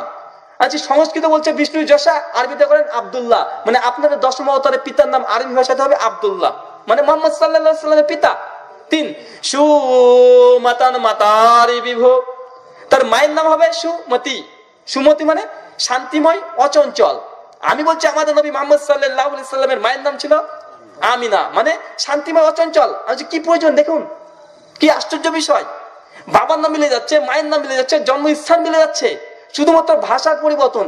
আপনাদের ভবিষ্যৎবাণী করছে সংস্কৃত ভাষাতে, আর আমাদের ধর্মগ্রন্থ বলছে শুধুমাত্র আরবিতে। শুধু ভাষাগত পার্থক্য, অন্য কোনো পার্থক্য নেই। আর আমি যে ব্যাখ্যা দিলাম, এই ব্যাখ্যা ছাড়া আপনি কোনো ব্যাখ্যাই দিতে পারবেন না। ঠাকুরমশাই শুধু শুধু বলছে, ইস এইভাবে করলে কি হয়, তুমি একবার বাংলা করছো, একবার সংস্কৃত করছো, একবার আরবি করছো, এইভাবে তো ঠিক হচ্ছে না। আমি বলছি ঠাকুরমশাই আপনি তাছাড়া মেলাবেন কিভাবে, মেলানো সম্ভব? তা আমি দেখছি তাকে হয়তো আরো বেশি কিছু বলতে গেলে আমাকে হয়তো বলতে পারে যে বাবা তুমি আর কোনদিন আসবে না, তুমি উল্টা পাল্টা শুরু করেছো। তা আমি বললাম ঠিক আছে ঠাকুরমশাই, কোনো সমস্যা নেই, কতক্ষণ? আমি বললাম কল্কি পুরাণ 2য় অধ্যায় মন্ত্রমা 5, চতুর্ভি ভাতৃভিদ এবং কালিস্বামী কালিক্ষায়ম। ভাবছেন যে মুর্শিদাবাদ থেকে কাকে ধরে নিয়ে আসলাম? ঠাকুরকে ধরে নিয়ে আসলাম না বক্তা মৌলভী সাহেবকে ধরে নিয়ে আসলাম? কোরআনের আয়াত কিছু বললাম না, এখন শ্লোক শুরু করেছে নাকি? কল্কি পুরাণ 2য় অধ্যায় মন্ত্র নম্বর 5, সেখানে বলেছে চতুর্ভি ভাতৃভিদ এবং কালিস্বামী কালিক্ষায়ম। এই কল্কি যখন পৃথিবীতে আসবে শত্রুদের ধ্বংস করার জন্য, সঙ্গে চতুর্ভি ভাতৃভি, চতুর মানে ভাতৃভিদ এবং মানে 4 জন ভাই থাকবে, সহচর বন্ধু দোস্ত থাকবে। আমি বলছি পৃথিবীর ইতিহাস দেখুন, ইসলামের মধ্যে মুসলিমদের মধ্যে 4 জন খলিফা আছে, হযরত আবু বকর, ওমর, ওসমান আর আলী। দ্বিতীয় কোনো ব্যক্তি আছে? 4 জন খলিফার কথাই বলছে, চতুর্ভি ভাতৃভিদ এবং কালিস্বামী কালিক্ষায়ম, তারা শত্রুদের ধ্বংস করবে। আর 4 খলিফার কথা বলছে। কল্কি পুরাণ 2য় অধ্যায় মন্ত্র নম্বর 7, যত জুয়ং দেবং রত সংসা বাতনরত। কল্কি যখন পৃথিবীতে আসবে, শত্রুদের ধ্বংস করবে, সেই মহান ঈশ্বর অনেক দেবদূত দিয়ে সাহায্য করবে। মানে শত্রুদের ধ্বংস করার জন্য স্বয়ং ঈশ্বর হিন্দু ভাইরা বিশ্বাস করে, তাকে দেবদূত দিয়ে সাহায্য করবে। আল্লাহ বলছেন পবিত্র কোরআন সূরা ইমরান সূরা নম্বর 3 আয়াত নম্বর 123 থেকে 125, সূরা আনফাল সূরা নম্বর 8 আয়াত নম্বর 8 এবং 9। আল্লাহ বলছেন মুহাম্মদ সাল্লাল্লাহু আলাইহি সাল্লামকে আল্লাহ সুবহানাহু ওয়া তাআলা বদরের যুদ্ধে 3 থেকে 5,000 ফেরেশতা দিয়ে তিনি সাহায্য করেছেন। আচ্ছা দেখুন, অলরেডি সাহায্য পেয়ে গেছে, কার অপেক্ষায় বসে আছেন? আমি ঠাকুরমশাইকে বলছি যে ঠাকুরমশাই, একজন ব্যক্তিকে আইডেন্টিফাই করার জন্য, চিহ্নিতকরণ করার জন্য কি প্রয়োজন? আর তার বাবার নাম, মায়ের নাম, জন্মস্থান, এমনকি তাকে যে বন্ধুরা সহযোগিতা করবে, এমনকি তাকে ফেরেশতারা সাহায্য করবে, সেটা বলছে। আর কি দরকার? তিনি বলছেন যে বাবা তুমি কথা তো ঠিক বলছো, তবে কেমন একটা হচ্ছে, মানে তিনি মানতে চাইছেন না। বাপ দাদা পূর্ব যুদ্ধে করে আসছে, অতই সহজ? কল্কি পুরাণ 2য় অধ্যায় মন্ত্র নম্বর 15, দ্বাদশ শুক্ল পক্ষ শ্রী মাধবী মাসি মাধব। কল্কি জন্মগ্রহণ করবে তারিখ বলছে, দেখেছেন, চিন্তা করেছেন? দ্বাদশ শুক্ল পক্ষ, দ্বাদশ মানে 12, শুক্ল পক্ষ দুটো পক্ষ, একটা শুক্ল পক্ষ একটা কৃষ্ণ পক্ষ। শুক্ল পক্ষ মানে প্রথমে আসে, প্রথম অর্ধাংশের 12 তারিখে, বঙ্গানুবাদ। রবি আউয়াল, আউয়াল মানে প্রথম। আল্লাহ রাসূল মুহাম্মদ সাল্লাল্লাহু আলাইহি সাল্লাম আর রাহিকুল মাকতুম 167 পৃষ্ঠা, সাফিউর রহমান মুবারকপুরি অনেকগুলি নিয়ে এসেছেন তারিখ, তার মধ্যে এটা নিয়ে এসেছেন। তো 12 রবি আউয়াল মুহাম্মদ সাল্লাল্লাহু আলাইহি সাল্লাম জন্মগ্রহণ করেছেন, এটা একটা মত। তো দেখুন আমি বলছি, দেখুন আল্লাহ রাসূল মুহাম্মদ সাল্লাল্লাহু আলাইহি সাল্লাম 12 রবি আউয়াল, আর আপনাদের বলছে দ্বাদশ শুক্ল পক্ষ। আজ একজন ব্যক্তি চেনার জন্য কি দরকার? বাবার নাম, মায়ের নাম, জন্ম তারিখ, জন্মস্থান, এমনকি পরিষ্কার ভাবে তার জন্ম তারিখটাও আছে। আর কি প্রয়োজন? আল্লাহ বলছেন পবিত্র কোরআন সূরা আরাফ সূরা নম্বর 7 আয়াত নম্বর 87, সূরা বাকারা সূরা নম্বর 2 আয়াত নম্বর 18, সূরা বাকারা সূরা নম্বর 2 আয়াত নম্বর 71। আল্লাহ সুবহানাহু ওয়া তাআলা বিভিন্ন জায়গাতে বলছেন এমন কিছু লোক আছে, চোখ আছে দেখে না, কান আছে শুনে না, হৃদয় আছে চিন্তা করে না, গবেষণা করে না, এরা হচ্ছে চতুষ্পদ জন্তুর নাই, বরং তার চাইতে নিকৃষ্ট। আল্লাহ বলছেন, একই কথা বলছে ঋগ্বেদ মন্ডল 10 সূক্ত নম্বর 71 মন্ত্র নম্বর 4, এমন কিছু লোক আছে দেখে দেখে না, শুনে শুনে না, অতএব তারা সত্য পথে কখনোই ফিরবে না। একই কথা বলছে Bible, Gospel of John, New Testament 11-13 অধ্যায় 13 অনুচ্ছেদ, এমন কিছু লোক আছে দেখে দেখে না, শুনে শুনে না, অতএব তারা স্বর্গ রাজ্যে কখনোই প্রবেশ করবে না। তো পবিত্র কোরআন বলছে যেমন কিছু লোক আছে দেখে দেখতে চাইবে না, শুনে শুনতে চাইবে না, এরা হচ্ছে চতুষ্পদ জন্তুর ন্যায়। আমি বলছি ঠাকুর মশাই আপনি একটু দেখুন, বিবেচনা করে দেখুন। তিনি বলছেন যে বাবা কথাগুলো কিন্তু ঠিক বলছো, মানে তিনি আস্তে আস্তে বিশ্বাস স্থাপন করছে। তারপরে এক পর্যায়ে তিনি আমাকে বলে উঠলেন যে রাহুল ভাই, যে এত জায়গাতে আমাদের দশম অবতার নাম তো কল্কি, তো আপনাদের দশম অবতার অর্থাৎ শেষ অবতার নাম তো মোহাম্মদ, তো নামটা মিলছে না। তিনি একটা পয়েন্ট বের করেছেন, তিনি বলছেন আমাদের দশম অবতার মুক্তির পথ, তার নাম হচ্ছে কল্কি, অতএব আপনাদের হচ্ছে দশম অবতার বা শেষ অবতার মোহাম্মদ সাল্লাল্লাহু আলাইহি সাল্লাম, তার নাম তো মিলছে না। আমি বলছি ঠাকুর মশাই ঠিক বলেছেন, আসলে কলকি শব্দের অর্থ কি? তিনি বলছেন কলকি শব্দের অর্থ শত্রু বিনাশকারী। আমি বলছি আমাদের নবী মুহাম্মদ সাল্লাল্লাহু আলাইহি ওয়াসাল্লামের একটি নাম ছিলেন আল মাহি, মানে শত্রু বিনাশকারী। ইমাম বাঘাবির একটি কিতাব শাহরুস সুন্নাহ হাদিস নম্বর 3036, শেখ নাসিরউদ্দিন আলবানী, শেখ সুহাইব আরনাউত এবং ইমাম বাঘাবি হাদিসের সনদকে হাসান বলেছেন। 3036 নম্বর হাদিস, আল্লাহ রাসূল বলেছেন আমার অনেকগুলি নাম আছে, মুহাম্মদ, আহমদ, আল মাহি, আল আকিব, অনেকগুলি নাম। আল মাহি মানে শত্রু বিনাশকারী, আমি হচ্ছে সংস্কৃত মানে আল কলকি, আরবি যদি করেন আল মাহি, হচ্ছে নামটা মিলে যাচ্ছে, আর কি দরকার? তিনি বলছেন যে রাহুল ভাই নামটা যদি থাকতো তাহলে কতই না ভালো হতো। মুসা আলাইহিস সালাম বলেছিলেন, মুসা আলাইহিস সালাম বলছেন যে আল্লাহ সুবহানাহু ওয়া তাআলা তোমাকে তো বিশ্বাস করি, কিন্তু তুমি যদি একবার আমাকে দেখা দিতে তাহলে অন্তরটা কি খুশি হয়ে যেত। একজন নবী তিনি বলছেন আমি তো বিশ্বাস করি, আমার অন্তরে কোনো ইমানের ত্রুটি ঘাটতি নেই, তবে একবার যদি দেখা দিতে কতই না উত্তম হতো। তো ব্যক্তি বলছে যে রাহুল ভাই যদি নামটা থাকতো তাতে কোনো মতভেদ হতো না, তিনি নামটা দেখতে চাইছেন। আমি ঠাকুর মশাইকে বললাম যে ঠাকুর মশাই আপনার এই ঘরে কি কোনো লাইব্রেরি বা কিছু আছে, মন্দিরে বই? জি রাহুল ভাই আছে। তো কি আছে? তো ভাগবত পুরাণটা আছে। আচ্ছা জি নিয়ে আসুন, ওতে কাজ হবে। তো তিনি নিয়ে আসলেন, নিয়ে আসার পরে বলছি ঠাকুর মশাই এই ভাগবত মহাপুরাণের 2য় অধ্যায় মন্ত্র নম্বর 76, সময় কত হচ্ছে বলবেন কি? আনলিমিটেড। 2য় অধ্যায় মন্ত্র নম্বর 76। আমি ঠাকুর মশাই বললাম 2য় অধ্যায় মন্ত্র নম্বর 76টা একবার খুলে দেখুন তো। তিনি এবং পৃষ্ঠা উল্টাছেন, এবার তিনি মন্ত্র নম্বর 76 খুঁজছে, খোঁজার পরে তিনি প্রথমে পেয়ে গেছেন 2য় অধ্যায় 76 নম্বর মন্ত্র, মানে প্রথমে আছে 13 পৃষ্ঠা, গীতা প্রেস গোরক্ষপুর থেকে ছাপানো, যেটা 13 পৃষ্ঠা। তো তিনি এবার পড়ছেন, আছে একবার শেষের দিকে চলেছেন 76 মন্ত্র। তিনি পড়তে পড়তে শেষের দিকে এসে তিনি মুখে আর কিছু তুলছেন না, যে ঠাকুর মশাই কি ব্যাপার বলুন কি পেয়েছেন? তিনি বলছেন যে রাহুল ভাই এই শ্লোকটি এখানে আছে, মানে তিনি তাজ্জব হয়ে গেছেন। আচ্ছা ঠাকুর মশাই কি পেলেন? যে রাহুল ভাই শ্লোকটি এখানে আছে, আমি অনেকবার পড়েছি এই গ্রন্থটি, আমি হাত থেকে নিয়ে দেখছি যে বইটি প্রকাশ করেছে 1952 সালে, ছিঁড়ে গেছে, হলুদ পৃষ্ঠা হয়ে গেছে। 1952 সালে বইয়ের দাম ওইরকম একটি মোটা বইয়ের দাম মাত্র আপনার 3.5 টাকা, এরকম একটা মোটা বই, 1952 সালের বই। আমি বলছি এতদিন ধরে পড়ছেন, আর ঠাকুর মশাই বলছে আমি এতদিন ধরে পড়েছি, আর ভূমিকা তত মুকদ্দমাতে আছে, আমি চোখে পড়লো না শ্লোকটি। তিনি আমাকে দেখতে চেয়েছিলেন এটাই, যে মুহাম্মদ সাল্লাল্লাহু আলাইহি ওয়াসাল্লাম নাম যদি থাকে তাই হিন্দুদের মধ্যে তো মতভেদ থাকতো না। শ্লোকটি বলছে অজ্ঞান হেতু ক্রেতু মুহাম্মাদ, মুহাম্মাদ অন্ধকারিণী নাশিনী বিদায় হইতে দাতে বিবেক, हो लोगो मोहम्मद नाम पर एक आदमी धरती पर पधारेगा, वज्ञान हेतु मुहम्मद, পরিষ্কার নাম এসছে মুহাম্মাদ অন্ধকারিণী নাশিনী। মোহাম্মদ কি করতে আসবে? অন্ধকারকে দূর করতে। অন্ধকার কোন অন্ধকার? রাতের অন্ধকার, অজ্ঞতা, বর্বরতা, জাহিলিয়াতকে দূর করতে কে আসবে? মুহাম্মাদ। পরিষ্কার নাম চলে এসছে। তিনি দেখার পরে তাজ্জব, তিনি বলছেন রাহুল ভাই মানে অসম্ভব একটা, কেমন যে আমি প্রথমে আছে দেখতে পেলাম না। ওই দেখেন পবিত্র কোরআনের আয়াত, এমন কিছু লোক আছে দেখেও দেখে না, শুনেও শুনে না, আপনি দেখারই চেষ্টা করেন না, কিভাবে দেখবেন? দেখার পরে তিনি বলছেন যে রাহুল ভাই আমি কিন্তু বিশ্বাস স্থাপন করছি যে আপনাদের দশম অবতার, মানে আমাদের দশম অবতার কলকি, ইনি মুহাম্মদ সাল্লাল্লাহু আলাইহি ওয়াসাল্লাম, তিনি একবারে পরিষ্কারভাবে মেনে নিচ্ছেন, অন্তর দ্বারা বলছেন, স্বীকার করছেন। আমার কাছে মোবাইলে রেকর্ড করা আছে, ইউটিউবে চলে যাবেন, BR Rahul Hossain Hinduism and Islam মারবেন, দেখবেন বক্তৃতাটা পেয়ে যাবেন। তো ওখানে পরিষ্কারভাবে তিনি স্বীকার করছেন। আমি তখন বলছি যে না, কাজ মনে হয়ে গেছে, মনে এবার মনে ইসলাম গোল করবে। খুব হাসি যে একজন ব্যক্তিকে যদি হেদায়েত করতে পারে, আল্লাহ রাসূল বলেছেন সহিহ মুসলিম, যে একটা লাট উঠে চাইতে উত্তম, মানে আমারও জান্নাতের রাস্তা ওর পিছ চলে যাবো, ও তো মানে ভালো হয়ে গেল। তো সর্বশেষ ঠাকুর মশাইকে বলছি যে ঠাকুর মশাই আর একটি বিষয়, যেটা আপনাকে যদি বলি, সমস্ত মানুষকে যদি শুধুমাত্র শ্লোকটি পড়ে আপনারা শুনিয়ে দেন, তিনি পরিষ্কারভাবে মানতে বাধ্য।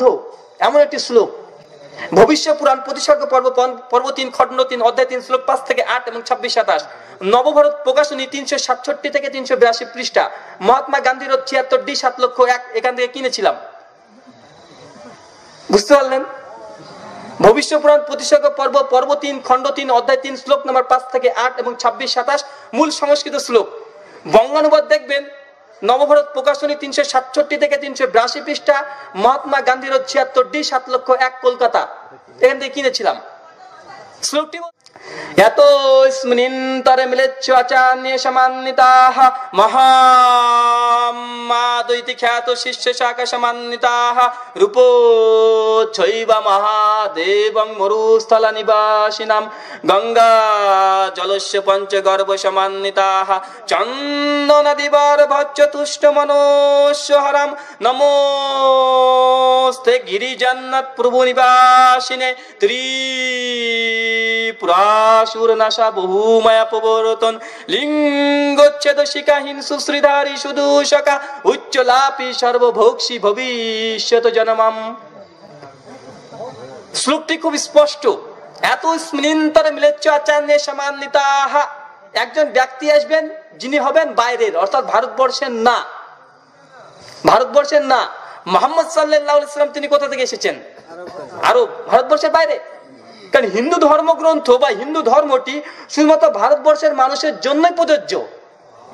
যারা সিন্ধু নদের অববাহিকায় বাস করে অর্থাৎ তারা হচ্ছে ভারতবাসী, তারা হচ্ছে হিন্দু সংজ্ঞার দিক থেকে। শ্রীমদ্ ভাগবত গীতা অধ্যায় নম্বর 4 শ্লোক নম্বর 7, यदा यदा हि धर्मस्य ज्ञानेति भावति भारत।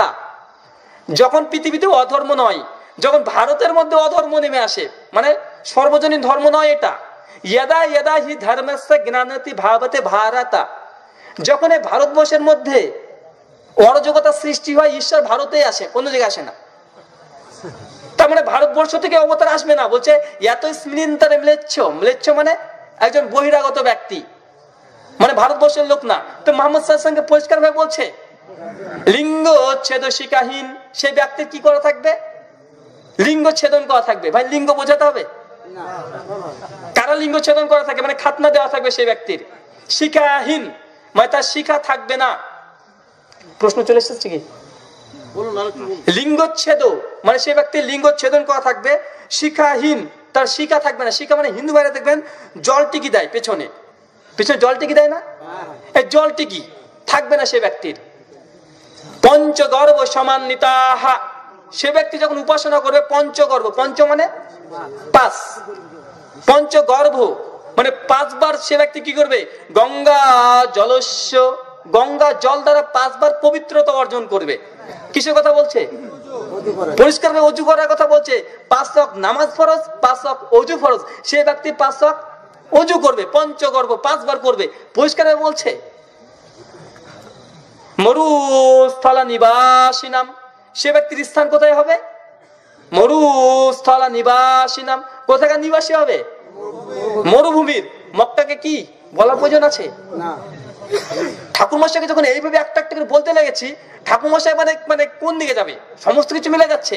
আর তার কাছে ধর্মগ্রন্থটি রীতিমতো আছে, তার ধর্মগ্রন্থ থেকে দেখিয়ে দিচ্ছি, আমি শুধু শ্লোকটা পড়ে শুনে দিচ্ছি আর তিনি মিলিয়ে নিচ্ছেন। আর ঠাকুরমশাইকে বলছি, ঠাকুরমশাই কথা কি ঠিক বলছি?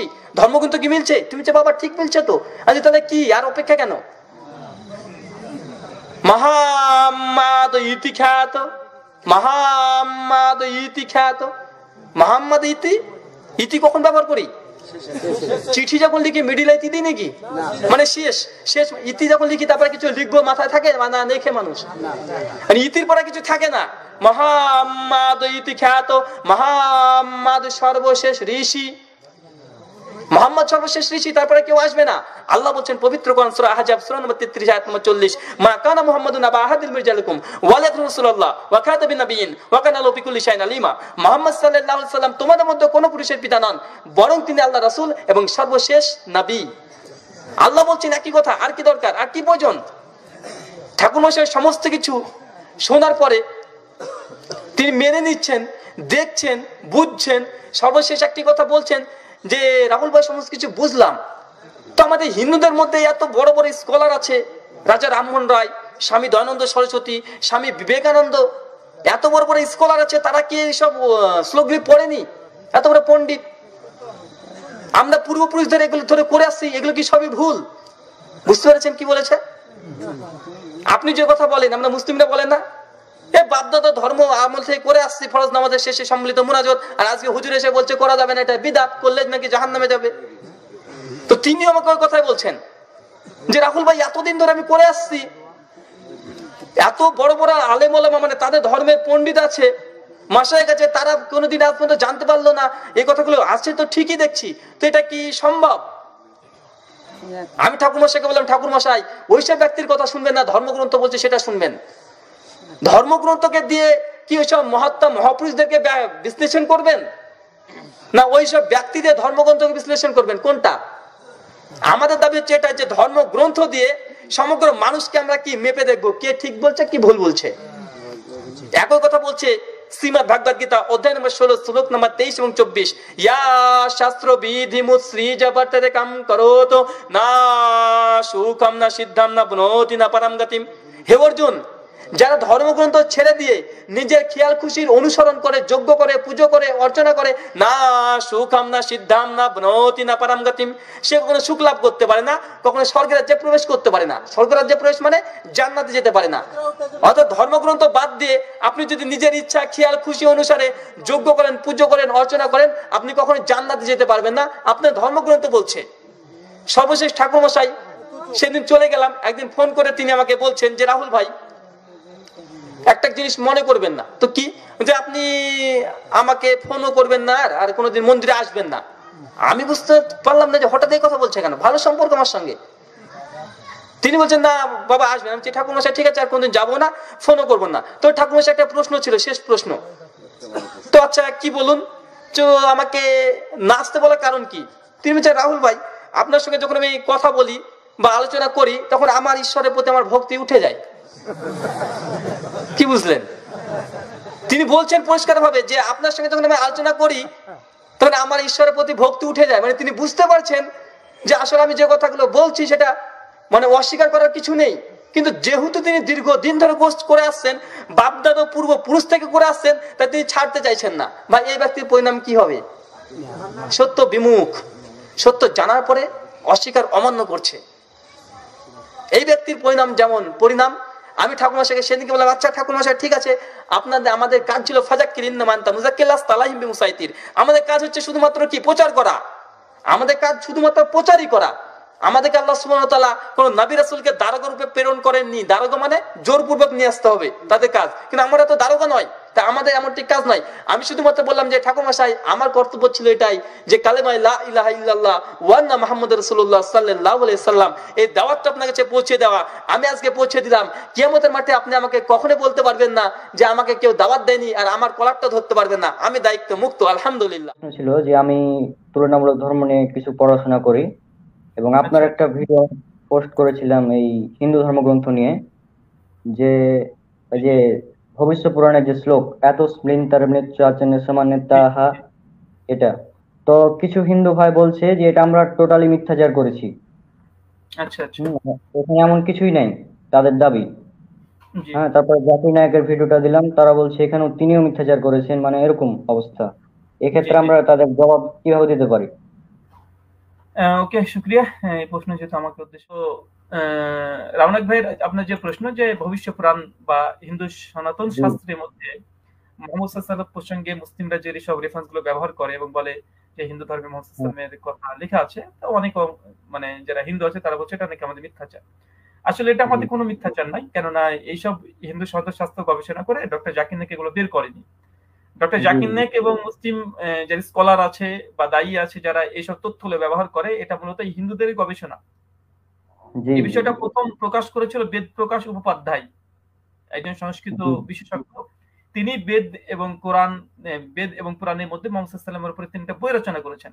তাই এই অভিযোগগুলো আমাদের করে লাভ নেই, কেন আমরা হিন্দু ধর্মগ্রন্থ পড়ে পড়ে আমরা খুঁজে বের করতে চাইনি। এইগুলো জি পরিষ্কার তারাই বলেছে। আর এই বিষয়ের উপরে আপনি ইসকন্দের বই পড়েন, ইসকন্দের বই যেটা একটা আছে, তার হচ্ছে ধর্ম এবং মহাবিশ্ব বলে একটা বই আছে, ওই বইয়ের মধ্যে তারা লিখেছেন যে হিন্দু সনাতন শাস্ত্রে মোহাম্মদ সাল্লাল্লাহু আলাইহি ওয়াসাল্লাম ভবিষ্যৎবাণী আছে, যে ভবিষ্য পুরাণের রেফারেন্স দিয়েছে। ডাক্তার জাকির নায়েকের সঙ্গে যার বিতর্ক হয়েছিল, শ্রী শ্রী রবিশঙ্কর, তার একটা বই আছে ইংলিশে, the Hinduism and Islam the common thread, page number 26 এ তিনি সেখানে ভবিষ্যৎবাণী দেখেছিলাম। আছে। হ্যাঁ কথা বুঝতে পারছেন? তো এই কথাগুলো জি শুধু মুসলিমদের দাবি নয়, এটা প্রথম উদ্ভাবন করে অমুসলিম হিন্দুরা। তারপরে সাক্ষ্যমূলক হিসাবে অনেকগুলো বই বের করেছে স্বয়ং সনাতনীরা। হিন্দুরা ইসকনের প্রভুপাদজি তিনিও তার উপরের কয়েক জায়গাতে লিখেছেন যে সনাতন শাস্ত্রে মোহাম্মদ সাল্লাল্লাহু আলাইহি ওয়াসাল্লাম ভবিষ্যৎবাণী আছে। তবে এগুলো যদি আমাদেরকে অভিযোগ করতে হয় তাহলে এই সনাতন পণ্ডিত যারা আছে তাদেরকে অভিযোগ করতে হবে, এটা আমাদের অভিযোগ না। জাস্ট তারা গবেষণা দিয়েছে আমাদের সামনে, আমরা সত্যি দেখেছি, তো আচ্ছা তাই তো ঠিকই তো লিখেছে, আসলে তো তাই, সাধারণ শাস্ত্রে মোহাম্মদ সাল্লাল্লাহু আলাইহি ওয়াসাল্লামের কথা বলা হচ্ছে। কার খেয়ে দিয়ে কাজ নেই ভাই বলেন তো, বেদ পড়তে যাবে? কার খেয়ে দিয়ে কাজ নাই? এই 18 খানা পুরাণ, 18 খানা উপপুরাণ, কার কাজ নেই এগুলো পড়তে যাবে? আচ্ছা, তারা আমাদেরকে খাবারটা দিয়েছে, আমরা টেস্ট করে দেখলাম যে না আসলে ঠিকই কথা বলেছে, তো আমরা সেটাকে ব্যবহার করছি, এটা আমাদের প্রতি অভিযোগ যায় না। যদি কিছু বলতে হয় ওই রবিশঙ্করকে গিয়ে বলতে হবে, কিছু বললে প্রভুপাদ ইসকনের যিনি মানে প্রতিষ্ঠাতা তাকে বলতে হবে, এদেরকে বলতে হবে, আমাদেরকে বলে তো লাভ নেই ভাই। জি, আচ্ছা, জাযাকাল্লাহ খাইরান জি ভাই। রাহুল ভাই, আমি একটু স্ক্রিনটা শেয়ার দিয়েছি। আপনি যে বইটার নাম বললেন, বইটা একটু এক ঝলক আমি দেখাই। রাহুল ভাই যে বইটার হ্যাঁ, নাম হ্যাঁ। বললেন, কলকি অবতার, আমার স্ক্রিনটা দেখা গেলে বলবেন। জি জি আচ্ছা, দেখুন স্ক্রিনে দেখুন, রাহুল ভাই যে বইটার নাম বলেছেন এটা বাংলা অনুবাদ হয়েছে, কলকি অবতার এবং মোহাম্মদ সাহেব। এটার লেখক হচ্ছেন ধর্মাচার্য অধ্যাপক ডক্টর বেদ প্রকাশ উপাধ্যায়। তিনি কিন্তু অনেক বড় মাপের একজন স্কলার, এবং এটা পিডিএফ আপনারা পেয়ে যাবেন, একদম ফ্রি পিডিএফ ইন্টারনেটে আপনারা পাবেন। এখানে হচ্ছে তিনি একজন হিন্দু স্কলার ছিলেন, সেখান থেকে আপনারা এটা পড়বেন অবশ্যই। এখানে বিষয়টা তো তাদের আলোচনা, এটা এটা তো আমরা নতুন করে বানাইনি। তো রাহুল ভাই বিষয়ের বিশেষজ্ঞ, আমি বিষয়ের বিশেষজ্ঞ না, এবং বইটা আমিও করেছি, দেখেছি, আলোচনাগুলো দেখেছি, এটা মূলত তাদের থেকে আলোচনা বেরোচ্ছে। রাহুল ভাই যেটা বলেছেন সেটা আপনারা একদম ডকুমেন্টেড পেয়ে যাবেন, আপনার পিডিএফ আপনারা পড়তে পারেন। জি, ধন্যবাদ। জি, ধন্যবাদ মিনার ভাই সংযুক্ত করার জন্য। তো রওনাক ভাই, আজকে মতো আপনাকে বিদায় দিই, আর আমার অনেক ভাই আছে তাদেরকে নিয়ে। ঠিক আছে ভাই, যাক, শুক্রিয়া। আর কেউ হতে পারেন না। এখন বলবেন যে ভাই, আমাদের হিন্দু ধর্মের এত বড় বড় মনীষীগণ আছেন, স্বামী বিবেকানন্দ, শ্রী শ্রী রবিশঙ্কর, এছাড়াও আরও অনেক পণ্ডিত ব্যক্তি আছেন আমাদের ধর্মের, তারা কি এই শ্লোকগুলো পড়েননি? তারা কি জানেন না, বা তারা কি জানতেন না? এখন ভাই, আপনি বড় বড় ঋষিদের কথা মানবেন নাকি ধর্মগ্রন্থের কথা মানবেন? শ্রীমদ্ ভগবদ্ গীতা অধ্যায় 16 শ্লোক 23 এবং 24, এখানে বলা হয়েছে, ইয়া শস্ত্রবিধিমুৎসৃজ্য ভর্তদকম কারতঃ ন সুসিদ্ধিমভপ্নোতি ন সুখম ন পরম গতিম তস্মাৎ শস্ত্রং প্রমাণন্তে কার্যে ব্যবস্থিত গত্বা শস্ত্রবিধানোক্তম কর্ম কর্তুমিহর্হসি।